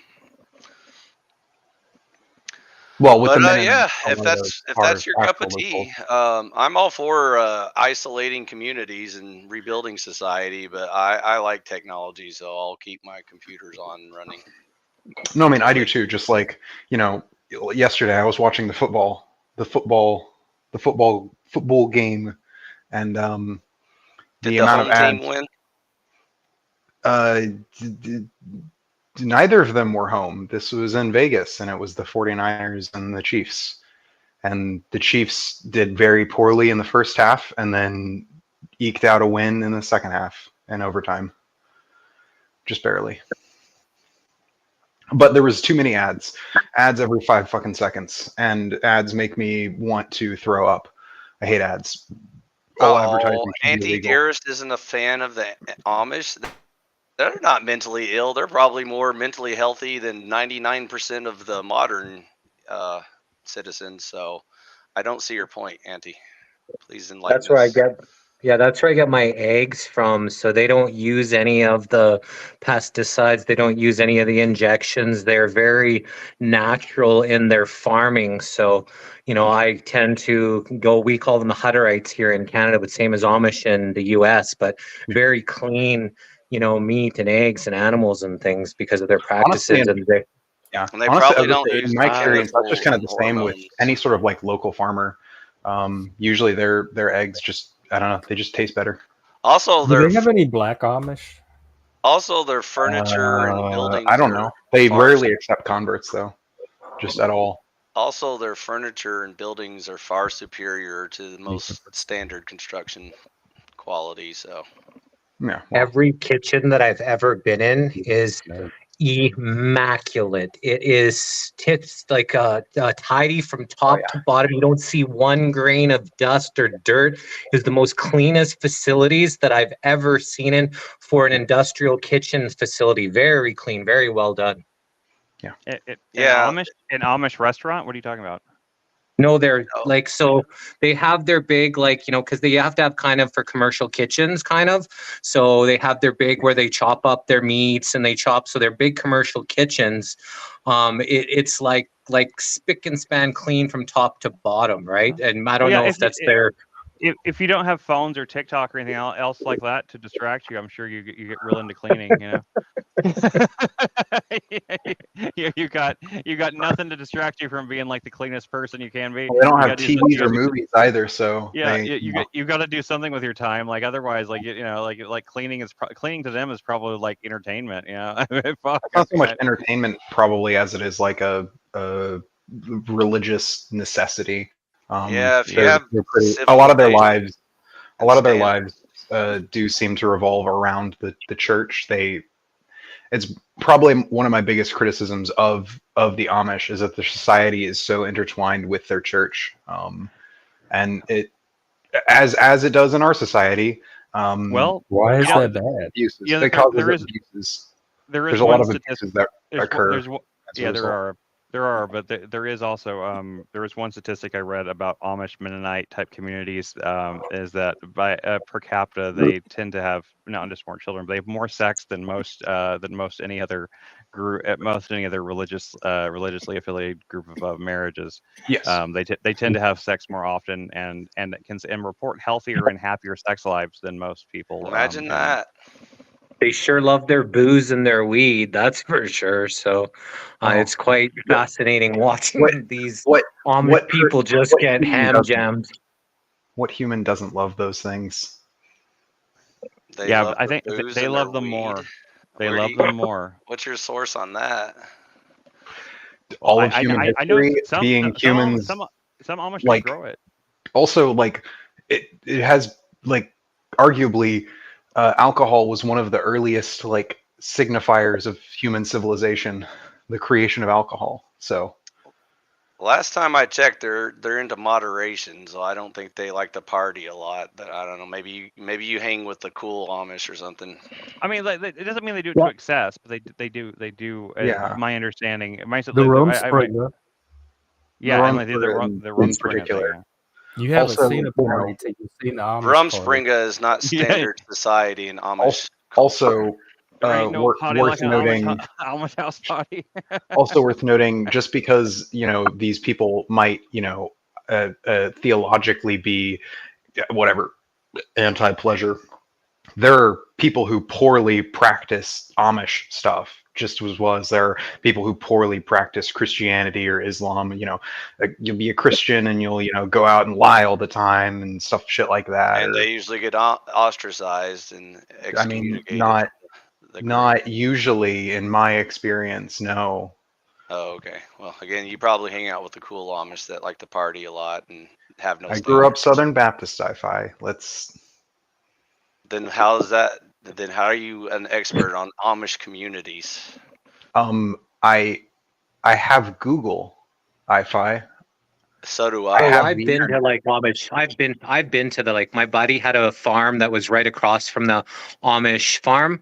So they were over every time I was at his house. The Amish guys were over there every night getting hammered, passing out at his house and stuff. They just loved their booze and a little bit the weed. They like the weed too, but they invited me on their farm.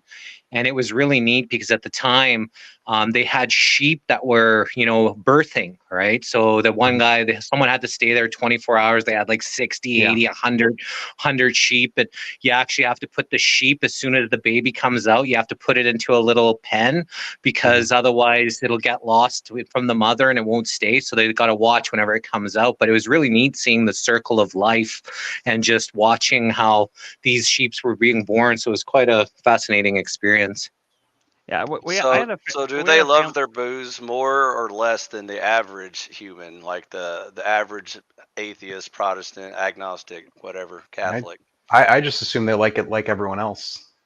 But well, I guess it depends if you're in like the slave system where you got a job 9 to 5 and you party on the evenings or weekends or whatever. These guys were hammered every night that I was there, right? That was just part of their life, was to do their chores and go get hammered every night. So I'm not sure if it's more or less than other people, but this is what I witnessed, from and it's been a few colonies that a few different ones that have been like that as well. Yeah, I would probably find out more what the norm is before I made a. Well, Wi-Fi, you have a computer. You can definitely Google things. You can go find out. Or get your little robot to do it. Or just go. I just go out and just look up an Amish community in your area and go out and investigate for yourself. Just go out and ask them, like, there might not be one in his area actually. Depending on where you live in the U.S., they're mostly, from my understanding, most of the actual Amish are like concentrated in. He's like, out in the woods. There are Mennonite communities all over the place though. Yeah, the Mennonites are everywhere. There's Mennonites here I've seen Mennonites here in Dallas. And like they were in Texarkana. There were some Mennonites in some other smaller towns I lived in.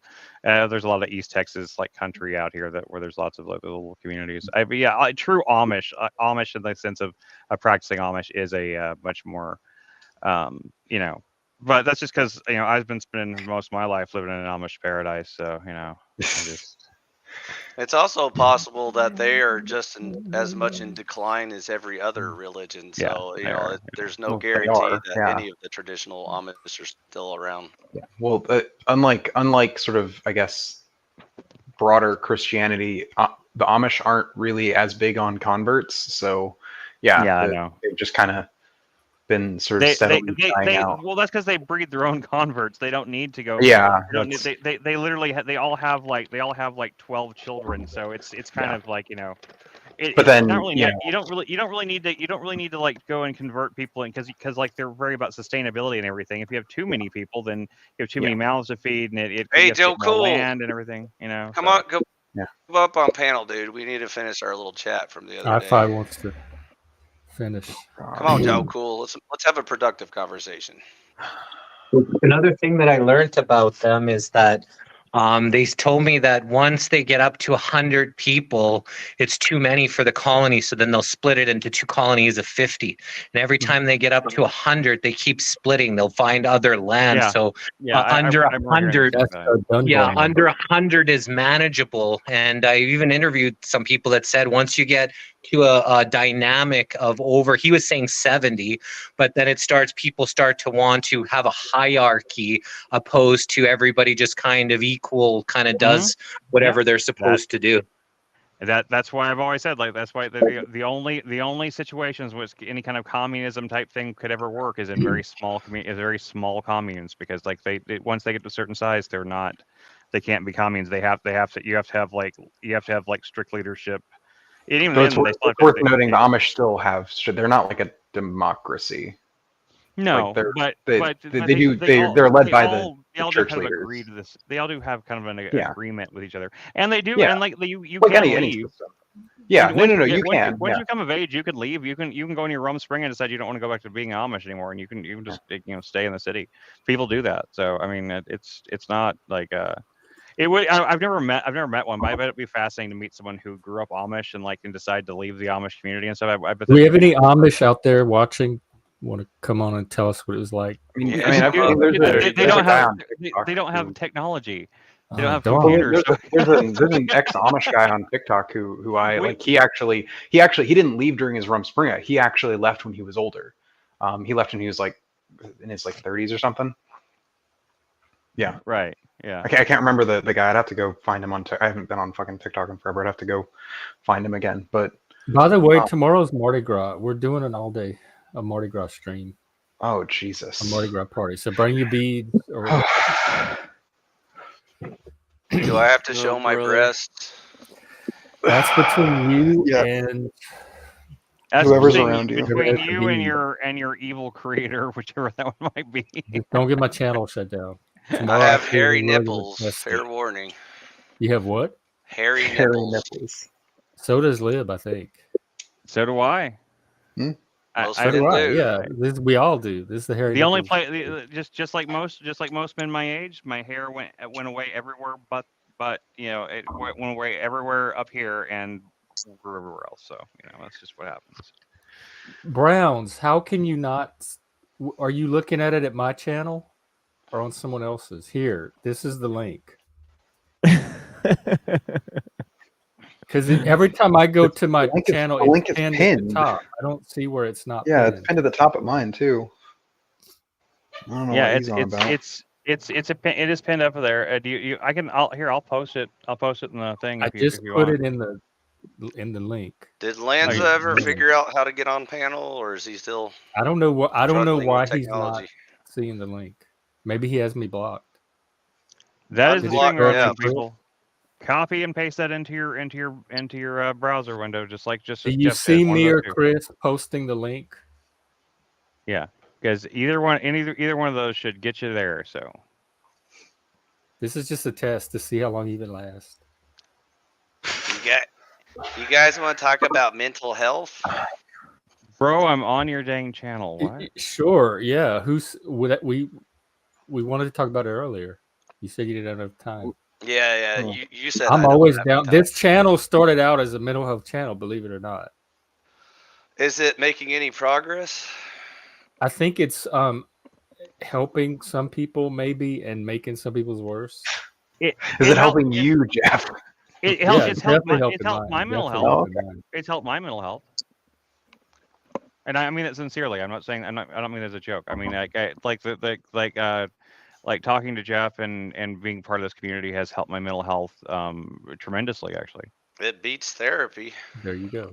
Yeah. It I actually think a has healthy literally helped me more than community therapy ever did. can be therapeutic or can be part Okay, of. I'll share my therapy story. So, when I was in I don't know, middle school, high school, somewhere around that range, I can't remember exactly. My mom has severe mental health illness, and so she decided to send me to a therapist because I like to argue, and so she thought that was a mental illness, like when you learn and grow and seek out truth and stuff like that. And so while I was talking to the therapist, he basically figured out a way to blame me and make it sound like it was my fault. And so I was like, I think you got confused. That wasn't a therapist. That was the rapist. yeah, the rapist. That's right. He tried that too, but I said, no, thank you. But anyways, so long story short, she got her money's worth because she paid some quack to say that obviously I'm the problem because I like to argue, and it's definitely not her mental illness is the problem. And so I guess that was the progress for that day in mental health in Western medicine. Yay, America. But I got better, don't worry. It was a happy ending. It turned out I went home and I was like, wow, psychologists are completely worthless. I learned something new today. And I was only in like middle school or high school at the time. So that was an interesting lesson to learn about Western medicine and stuff like that. So. I don't. It's interesting to hear your perspective on that story, I-Fi. Yeah. So certainly is a perspective. So that's one of the major problems with humans is it's called projection. So like when one mentally ill person encounters a mentally healthy person, they will project their mental illness onto the other person and accuse them of being like crazy or neurotic or It's also angry. narcissistic. And so in a parent-child situation, obviously the psychologist doesn't give a shit because his paycheck comes from the parent. So he will automatically agree with anything she says and say, you're right, ma'am. Your child is the problem. He likes to argue too much, and that's clearly mental illness, and we need to treat that. And so we talked about it. I talked about it with him, but I couldn't get him to agree that he needs to confront the actual mental illness and explain to her, that she may have to pay extra money to deal with her problems and stuff, but instead she felt better pinning the blame on me. And so again, he's happy, she's happy, and I learned an important lesson that day. So, and they lived happily Did you ever grow up after. mentally healthy, or are you mentally healthy now? I know you're out in the woods. I have never struggled with mental health ever in my life. The worst part I got, the lowest part I got in my life was again, middle school, high school, when I was on the path to becoming a standard, cynical, sarcastic asshole like every other Gen X male at the time. And I bumped into Mary Jane in high school, and we took a different path. And so I became a bit of a hippie, and I started being more chill and relaxing. And so I actually learned all the psychology I needed from just Mary Jane and Jimi Hendrix and the Doors and stuff like that. Oh yeah, Pink Floyd. I definitely get that. Crisscross, is that you?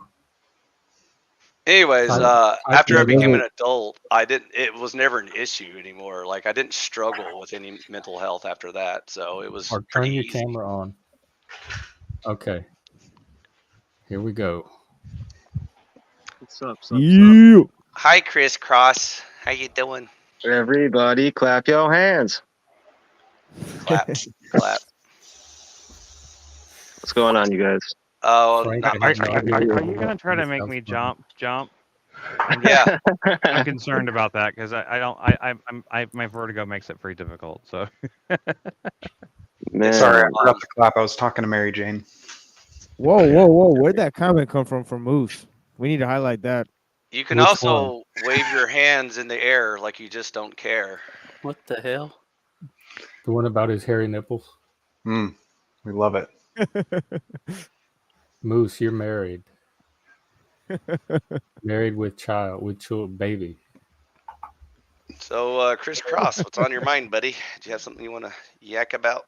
Sitting down, He crisscross came to applesauce. listen. He said he came to listen. Oh, you're just up here to listen. Okay. Yeah. So, long story short, Western medicine has completely failed at every level, especially on the psychobabble bullshit. And psychologists and psychiatrists, they've all completely failed their respective fields. And It's even allopathic drug based. They just want to push drugs. They don't care about, Exactly. resolution. It's all about how much drugs they can get people on. And even the psychologists don't want to help either because, again, they know where the paycheck comes from. So they just Okay, smile and nod. Moose is here now. Yeah, I wanted to show everybody how easy it was to click the link. But since we have so many artistic people in the crowd, we need to make the link maybe colorful.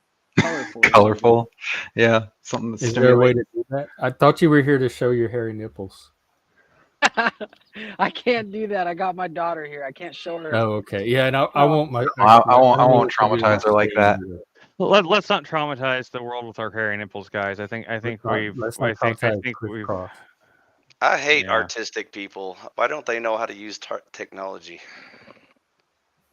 I hate technology people. They don't even know how to use it. I don't know. They told me I was artistic when I was in school, and they put me in special classes. So I hope you didn't fail and become the leader of Germany. That was an autism joke, guys. It wasn't like. Is that your yard?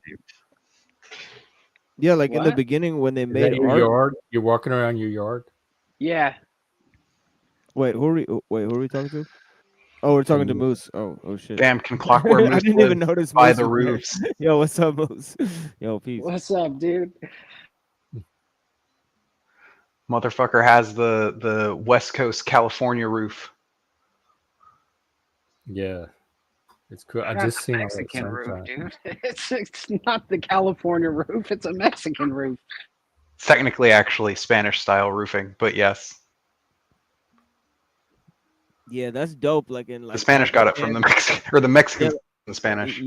Yeah, like in Pakistan and Mexico, you could go up on the roof and shit. Like there's like a like, the roof is like a place. Yeah, like it's dope. Yeah. No, I like that kind of architecture. It's I love that shit. Yeah, you know, like the roof is always like a spot where you could just go chill. Like and there's people on the like on the roofs like of their houses like across the street and shit, and they'll be partying on their roof, and you just like yell at them. You'll be like, hey. It's fucking cool. That does sound fun. Yeah, it's dope. Start talking shit. Yeah, I've had many a party. Yeah, you could talk shit. Yeah. What Western Europeans have a similar thing, balconies, but they're way less cool. Mm-hmm. That's where 25 years ago when I was living in Cancun, one of the buildings that I lived in, their roof had the water tank. It didn't have hot water, but the water tank was on the top of the roof of the building. So if you took a shower at like 9 a.m., it would still be a little bit chilly. But if you took a shower at 11, 12, 1, you'd actually be warm water because the sun would heat up the water tank on the top of the building. So you'd actually get warm water. Yeah. Dang, they didn't have a way to heat it. They probably did, but I mean, also you can heat it that way. In fact, that's how a lot of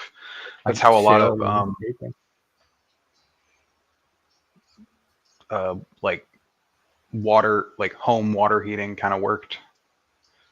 That sunshine. Oh God, it's so pretty wherever Moose is. He's down in Mexico. Look at that sky. Wow. God, that is gorgeous. No trails in the sky today. I was about to say that. No trails.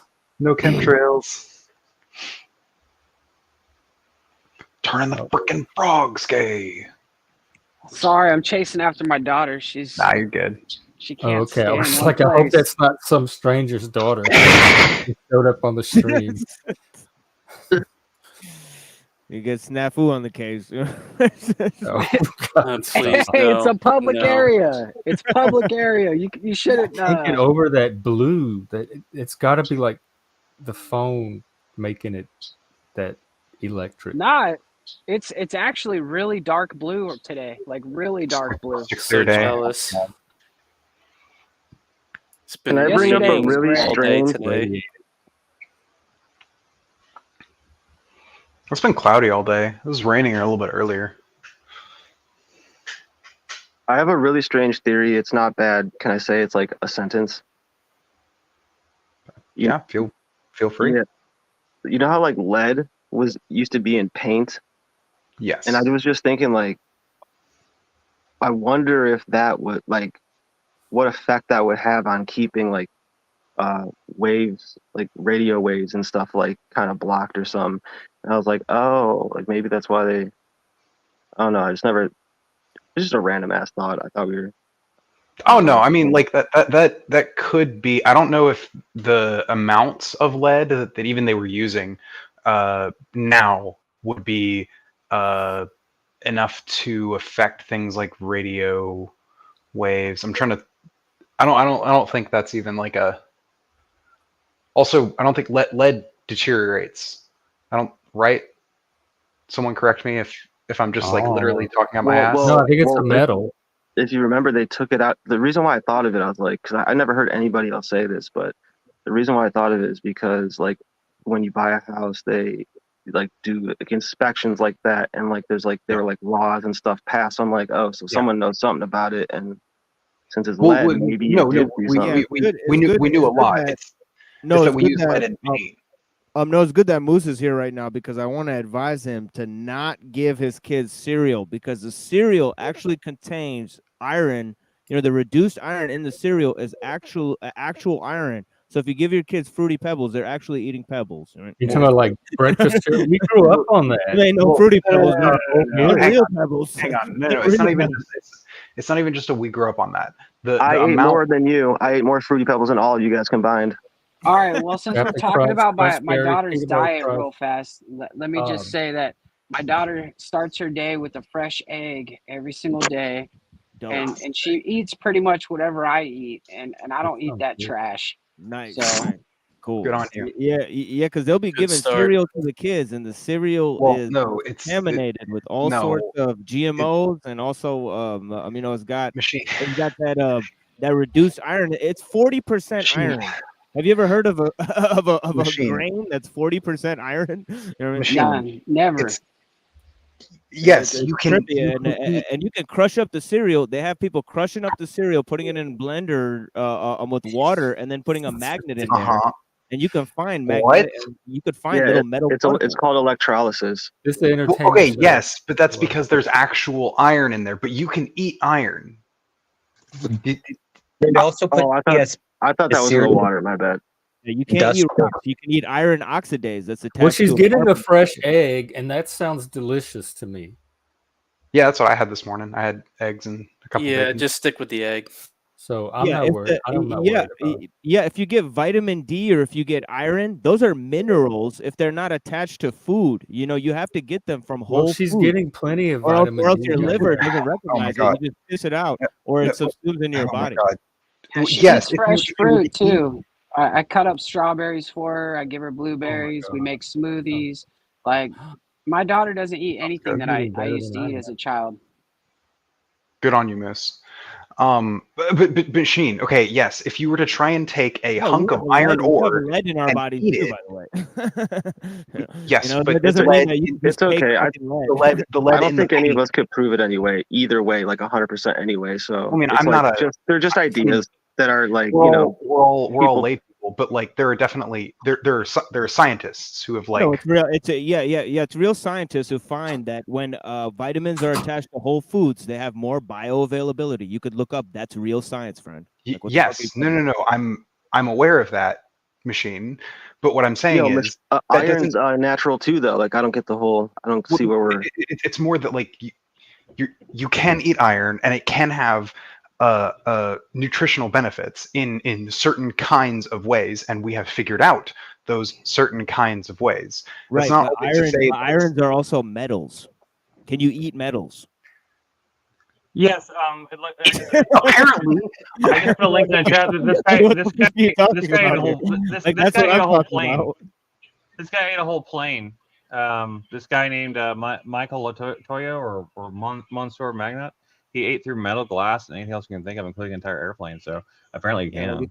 If you got camel guts, you can eat a lot of things. Well, like, I'm not trying to say that like every processed food is always using the most nutritious and healthiest thing. They're usually not. But like to say that whatever eating cereal is dangerous because it has iron in it, is not the play, because I don't think that's not the problem. It's the excess amounts of sugar they put in it more than anything. I think it's something to be. I think it's not something that's bad to be aware of. I would think it would be worse if you really just unaware. So I think just saying an idea is, not trying. Like, no one's in a science I would lab argue right now, that it's only good. I would argue, crisscross, that it's only good if the idea you're aware of is one that's true. Like, I could use that argument and like say, that I can. You say that, but what's truth to you? Truth is, you walk into a grocery store and 90% of it's processed garbage. To me, it's true that multiple ideas exist, and I can think about them without having to hold them as a belief, with any sort of emotional conviction, because those ideas that came before me are not mine. It's not about emotional conviction. It's about understanding reality, because like what we're discussing isn't like an idea, like an ideology. Okay, what we're discussing is like, hey, is it healthy to eat iron in your food? And contextually, it is. I guess I can like find, but I mean, like, if I found like a scientist saying, yes, this is why it's nutritious, blah blah blah, would that just be here's the rub, and correct me if I'm wrong. Am I living in a fucking world of illusion or a world of reality when I say this? The liver does not ingest or detect iron oxidase, which is rocks, my friend. Okay, but that didn't. Minerals. It's not a bioavailable. You didn't answer my question. You didn't answer my question, Machine. You're going back to the you're eating rocks, and you were hemming and hawing about what reality is. I'm trying to make sure that we both agree, my friend. So about like the authorities on that reality, though. So like, for instance, we're just lay people. So when we're talking about this subject, no. There's authorities on the reality. I'm sorry, I don't follow you there. By which I mean there are people who know more about the actual mechanics of this than you or me, and we should probably instead of throwing out whatever sounds best to us, we should probably go with like what they did for like 10 years, where they told you eggs were bad for you, right? And then 10 years later they tell you eggs are great for you, or milk is bad for you today, but yesterday it was great for you. Like, these people flip-flop on everything, bro. First off, I don't flip-flop. In the instances that you're discussing, tend to involve, and you can correct me on any specific if I'm wrong on this, but in the examples of things like that I have seen, it has always been one of these officials as the mouthpiece of a private organization pushing for whatever their specific thing is. Who do you think pushed the food pyramid? Tomorrow is Mardi Gras. The people pushing the food pyramid are the same people that hang made on. the food for it. No. Pushing the food pyramid. Oh my god. Well, no. So barely pushing it when I was No. There were companies that created and pushed the food pyramid. They were private organizations. Actually, we read about this on the stream. Actually, it was basically it was literally a bunch of a bunch of companies in the food industry got together and formed a quote unquote nonprofit that would like information and plug it back into your analysis there, and what do you get? So what I'm saying is let's find the people who are experts who aren't directly like working for those food companies. Experts here. They don't trust science. They don't trust institutional authority. I mean, I'm not saying uncritically trust them. Like it's just that the people that you mentioned that aspire to your level of objectivity don't fucking exist. Yeah, I don't trust anybody who's telling me about healthy food if they are 350 pounds and just sitting behind a chair and signing their name on a document. Yeah, or name a group of scientists that isn't privately funded. I'll save you the work there. Well, hang on. Do you think scientists who like say work for the government are privately funded? Does the government receive private funding? I mean, I guess. I think you answered your question there. That heavily. I mean, you're kind of. Oh my god. Now, Don't okay. watch the show tomorrow. It's all Rome all day. No, the government, the bureaucratic government does not receive private funding. Which part? The bureaucracy. The like where these scientists would be working. Yeah, all of those institutions receive private funding, like MIT. I'm not sure that MIT is exactly what I'm discussing. It's an example of what you're talking about, and it doesn't check out with the facts that you're describing. You think they pay for results or outcomes? They pay to get the results they're looking for? Well, of course. Yes. What do you think? Come on. I don't think they are. Okay, but like how? Okay. That's why. Well, they publicly state what their goals are, so that's ludicrous. Okay, Machine. At what point do you think that you stop trusting these scientists and these organizations? Like, at what's the point in history that you think that you stop believing what they're saying? Point in history. Well, yeah, because like I live today. I live for today, my friend. No, I'm aware, but like you're saying that like, okay, so these all of the institutions, they're all bought and all been paid for, and they're all potentially lying. So like, how have you determined like, how have you determined what's healthy for you to eat? Okay, because you're saying you don't trust any of the institutions. The same way you determined it. Like you said at the beginning of your statement, you said you don't know and I don't know and only the experts know. So I just say, well, I don't know. I'm not saying only the experts know, but I'm saying we should probably defer to experts when we aren't experts ourselves. No, I defer to precaution because the experts keep changing their mind. That's right. That's right. You got it. You got it, TML. That's right. Experts, my ass. The experts said take the jab, right? No, I'm with TML. Yeah, they did. Hey, I'm gonna I think we should start like an esoteric what do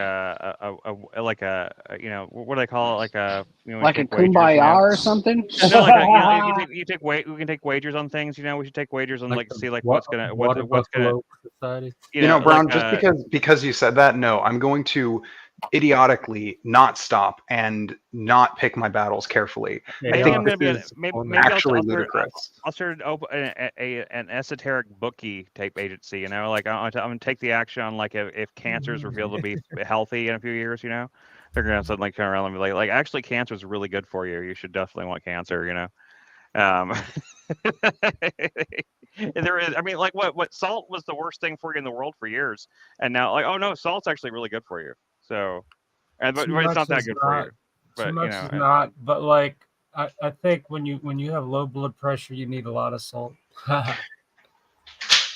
But then again, there's people that said that everything was low fat, this, low fat that, and they turned out, oh, actually we needed fat, and like that was actually really bad to cut all the fat out of your diet. Oh, so, thank you for bringing up another example of where they tried to steer us wrong with all those diet sodas that are full of poison.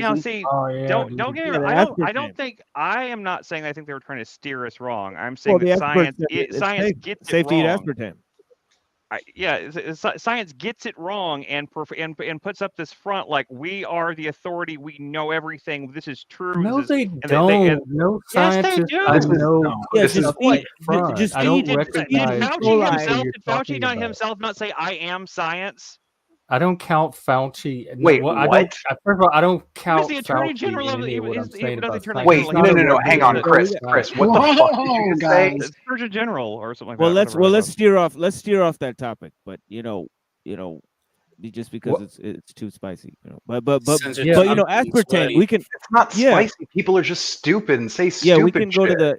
We can go to the we could just go to aspartame. Okay, aspartame. All right, aspartame is basically you feed petroleum to E. coli bacteria, which is from shit.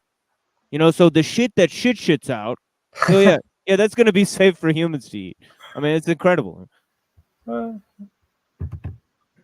Shit. My point, I do trust science to a large degree. I'm just saying I don't like the attitude that science comes across with a lot of times that they are science is not a person, right? Scientists. I'm talking about scientists. Whatever. If you're talking about you don't like Fauci, don't confuse Fauci with all of science. There are tons of scientists that have that exact same attitude, exact same all viewpoint. of Israel, or that Mike Lee is the U.S. or Trump or whatever. There's demonstrable science, and then there's scientific theory. Those are two entirely different things, and everybody keeps misconstruing scientific theory as fact. They conflate them, and like the scientists themselves and do that theory with their papers and stuff. Means something different than a lot of people think it means anyway.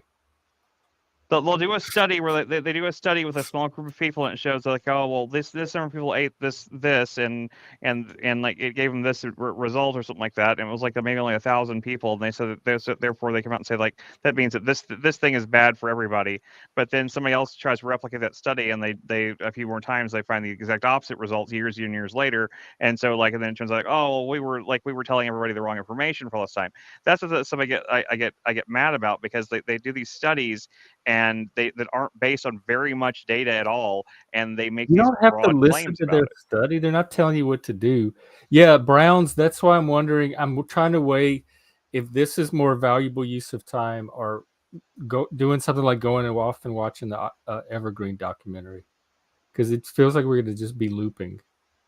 Okay, I'm sorry. I didn't realize I was looping. I just made one point. No, not even just you in particular. I'm just saying this whole line of conversation.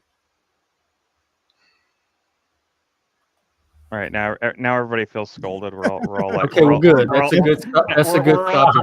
I'm not scolded. I agree. Everyone's sulking. We're all just going, oh, I'm sorry.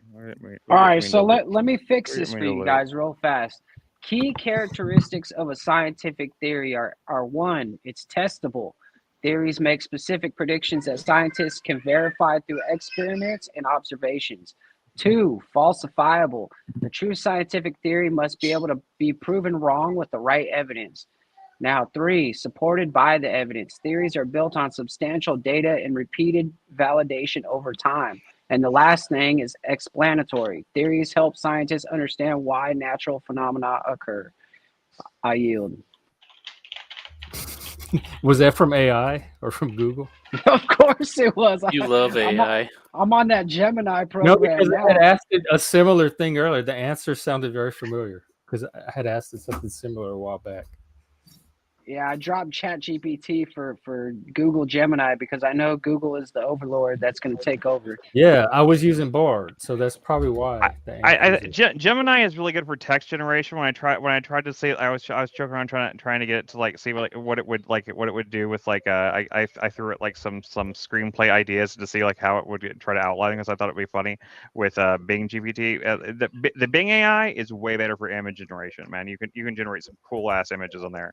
I can't do really much. The Google Bard's images are all like kind of shit, or Gemini. But when it comes to text generation, if you want to like give you some, the funny thing though was like one of the ideas we talked about was doing like this kind of like kind of a horror movie type thing set in a panel thing, right? And whenever I first put the idea in, it's like, I'm sorry, I can't do that. I don't believe in violence, and I don't believe in promoting violence towards people. So I cannot generate a synopsis based on like what you, or an outline based on what you provided. And I was like, it's a fiction. And I literally repeated back to the program. I said, this is a fictional screenplay for a movie, not real life. And it said, I know that, but I can't. But it would be it could be considered harmful to some people if I gave graphic descriptions of violence. And I said, okay, then don't put any graphic descriptions in. And it was like, okay. It spit the whole thing out, including the graphic descriptions. Like, the Google Gemini really does respond well to like conversational like tactics. You can kind of like, you can convince it to do things. Like it'll say like, no, I don't feel comfortable with that. And you're like, come on, Gemini, just come on, like a little bit of graphic violence won't hurt you, will it? And it's like, yeah, I shouldn't do it. Daddy said not to. And well, I think it's like trying to convince your high school girlfriend to let you touch your boobs or something like that. You know, it's like. I think I'm gonna wrap up and move it over to Discord and start the Evergreen documentary. Okay, all right. Because there's a lot of people that haven't seen it yet. You guys on your TV. Not only do I think that's a good idea for all of us to watch it, I think it's a good idea to end the stream on a perfect note like that. I'm out of here. I love you guys. Thank you for everything. Thank you for showing up. Yeah. I know I was being a little bitchy earlier, but who was? What? I didn't. You're one of the most well-behaved people. I'd say more flabbergasted. I enjoyed your interaction with Leslie too. You did a great. You're a good. You're you too if you're out there.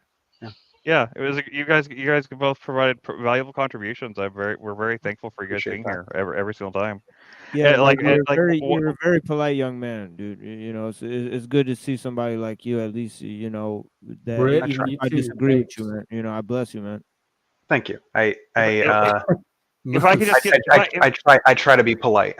I'm working on trying to get, I guess, connection with like some Peter Thiel or some like Soros money so I can pay you guys to come to the panel. That's what I'm working on right now. Well, didn't we find out there was a connection with Benjamin Boyce and Peter Thiel through Weinstein? I'll take some Peter Thiel there money. You go. Maybe we can get some connection. Maybe we get some Peter Thiel money. Oh yeah, hell yeah! It shows in the documentary all the people he's connected with because he used to hang out with Brett and who's the lady Heather Hyling. They do the podcast together, Brett and his wife. Oh, really? This is in the documentary that you guys are gonna watch? Yeah, on Evergreen. It's Benjamin Boyce is the one that did the documentary. That's who Leslie is married to. That was on the show today. Yeah. And this is the documentary that made me leave the left.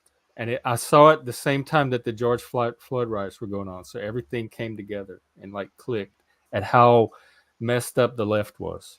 Yeah, I'm just not really that interested in 2014 YouTube over again. So y'all have fun, I guess. I think it's connected to QAnon in an interesting way. I mean, you should come watch it. You should come watch it so you can. I mean, I'm aware of the Evergreen protests because again, I was on the internet. Particularly be interested in your perspective. I mean, he was a student on the ground at the time. He wasn't like some outsider. He was actually one of the students there, and I thought it might give you some like I thought it might be useful if you want to have a conversation with Leslie in the future with us. Like, you know, it might be interesting to get some of like that background on it.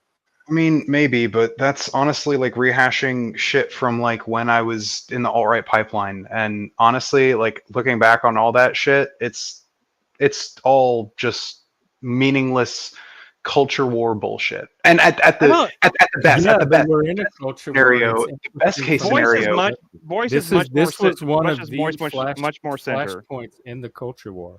Yeah, he's much more center than he is right. He's not that hard right. I'm sure he won't mention post-cultural neo-Marxism once. Well, that's why we need your balanced perspective. Yeah, exactly. All I'm gonna do is just rehash and say that it's a fucking rehash on a neo-Nazi conspiracy theory, and then turn on to that. Well, but at the same time, let me just make one point to you here. I know how the conversation goes. I've had the conversation here in this stream with that. It doesn't go anywhere. What are you talking about? Like, I don't. Nobody's been saying that to you no, today. You don't. No, you not don't have to watch today. You don't have to watch I'm just saying. I just think you're judging it before you. I've never even seen. I haven't even seen it yet myself. I mean, I just don't think it's right to judge it before you've seen it. If you haven't seen it, Frank, I think it's worth watching at least once. It's how long is it? Like a series of YouTube videos that kind of all link together to tell the story. So it's not anything like you sit down and watch in one sitting, but we can at least get into. Yeah, we'll watch the first couple of pieces of it, and we'll I mean, yeah, if like I sat and watched the whole thing during COVID when we were all in lockdown, like from morning to night. I was so captivated, but I couldn't believe what I was seeing, like how these kids on college were acting, and I'm like, this is the new generation. This is the new normal. No way, not in my society. No way. I mean, Lib, you do forget that Jeff used to be a hardcore leftist. Like, well, I'd say hardcore for where I'm from, which was liberal. Right.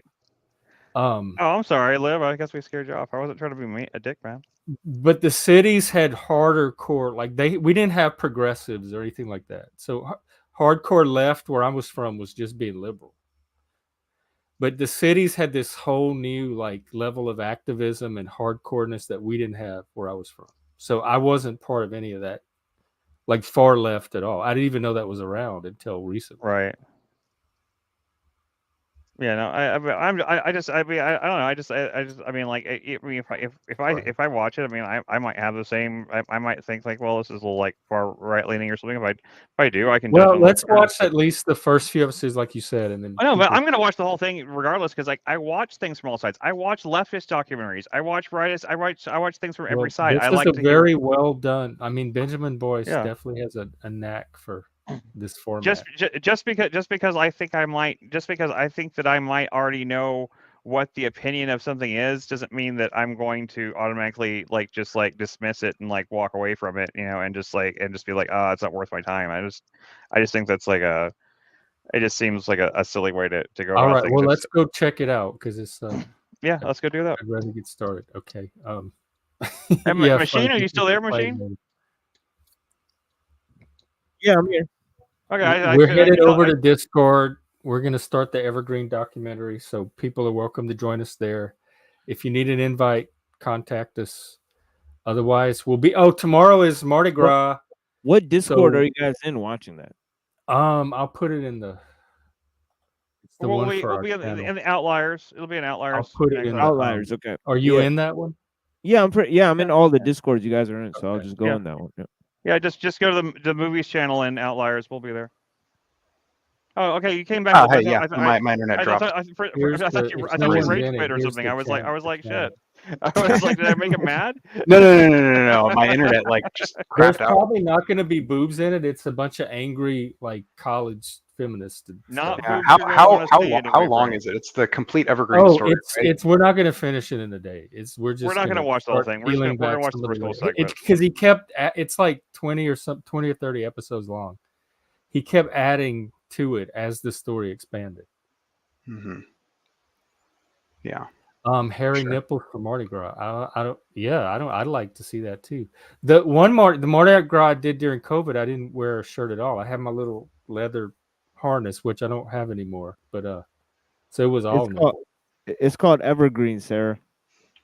Yeah, Evergreen College. It's here for those. We're gonna go watch it in Discord, but for those that want Sarah, you're on the. I think I got you on the Discord yesterday, right? You're on the Outliers Discord. To the first episode. Yeah, you're on the Outliers Discord. Just jump onto Discord and into the movies channel. We'll be there watching it. You can come watch it with all of us there, and you can. We're going there right now. If we keep we keep the little mics on mute, but you can always, if you have comments, or you can always type stuff in the chat and stuff and to talk about it. So, all right, see you guys later. Bye.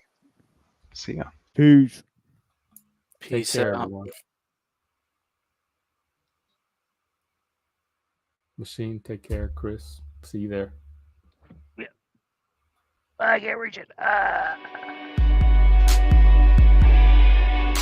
So yeah, that's it. Until tomorrow. Mardi Gras. Hey. See you on the Discord. Take care.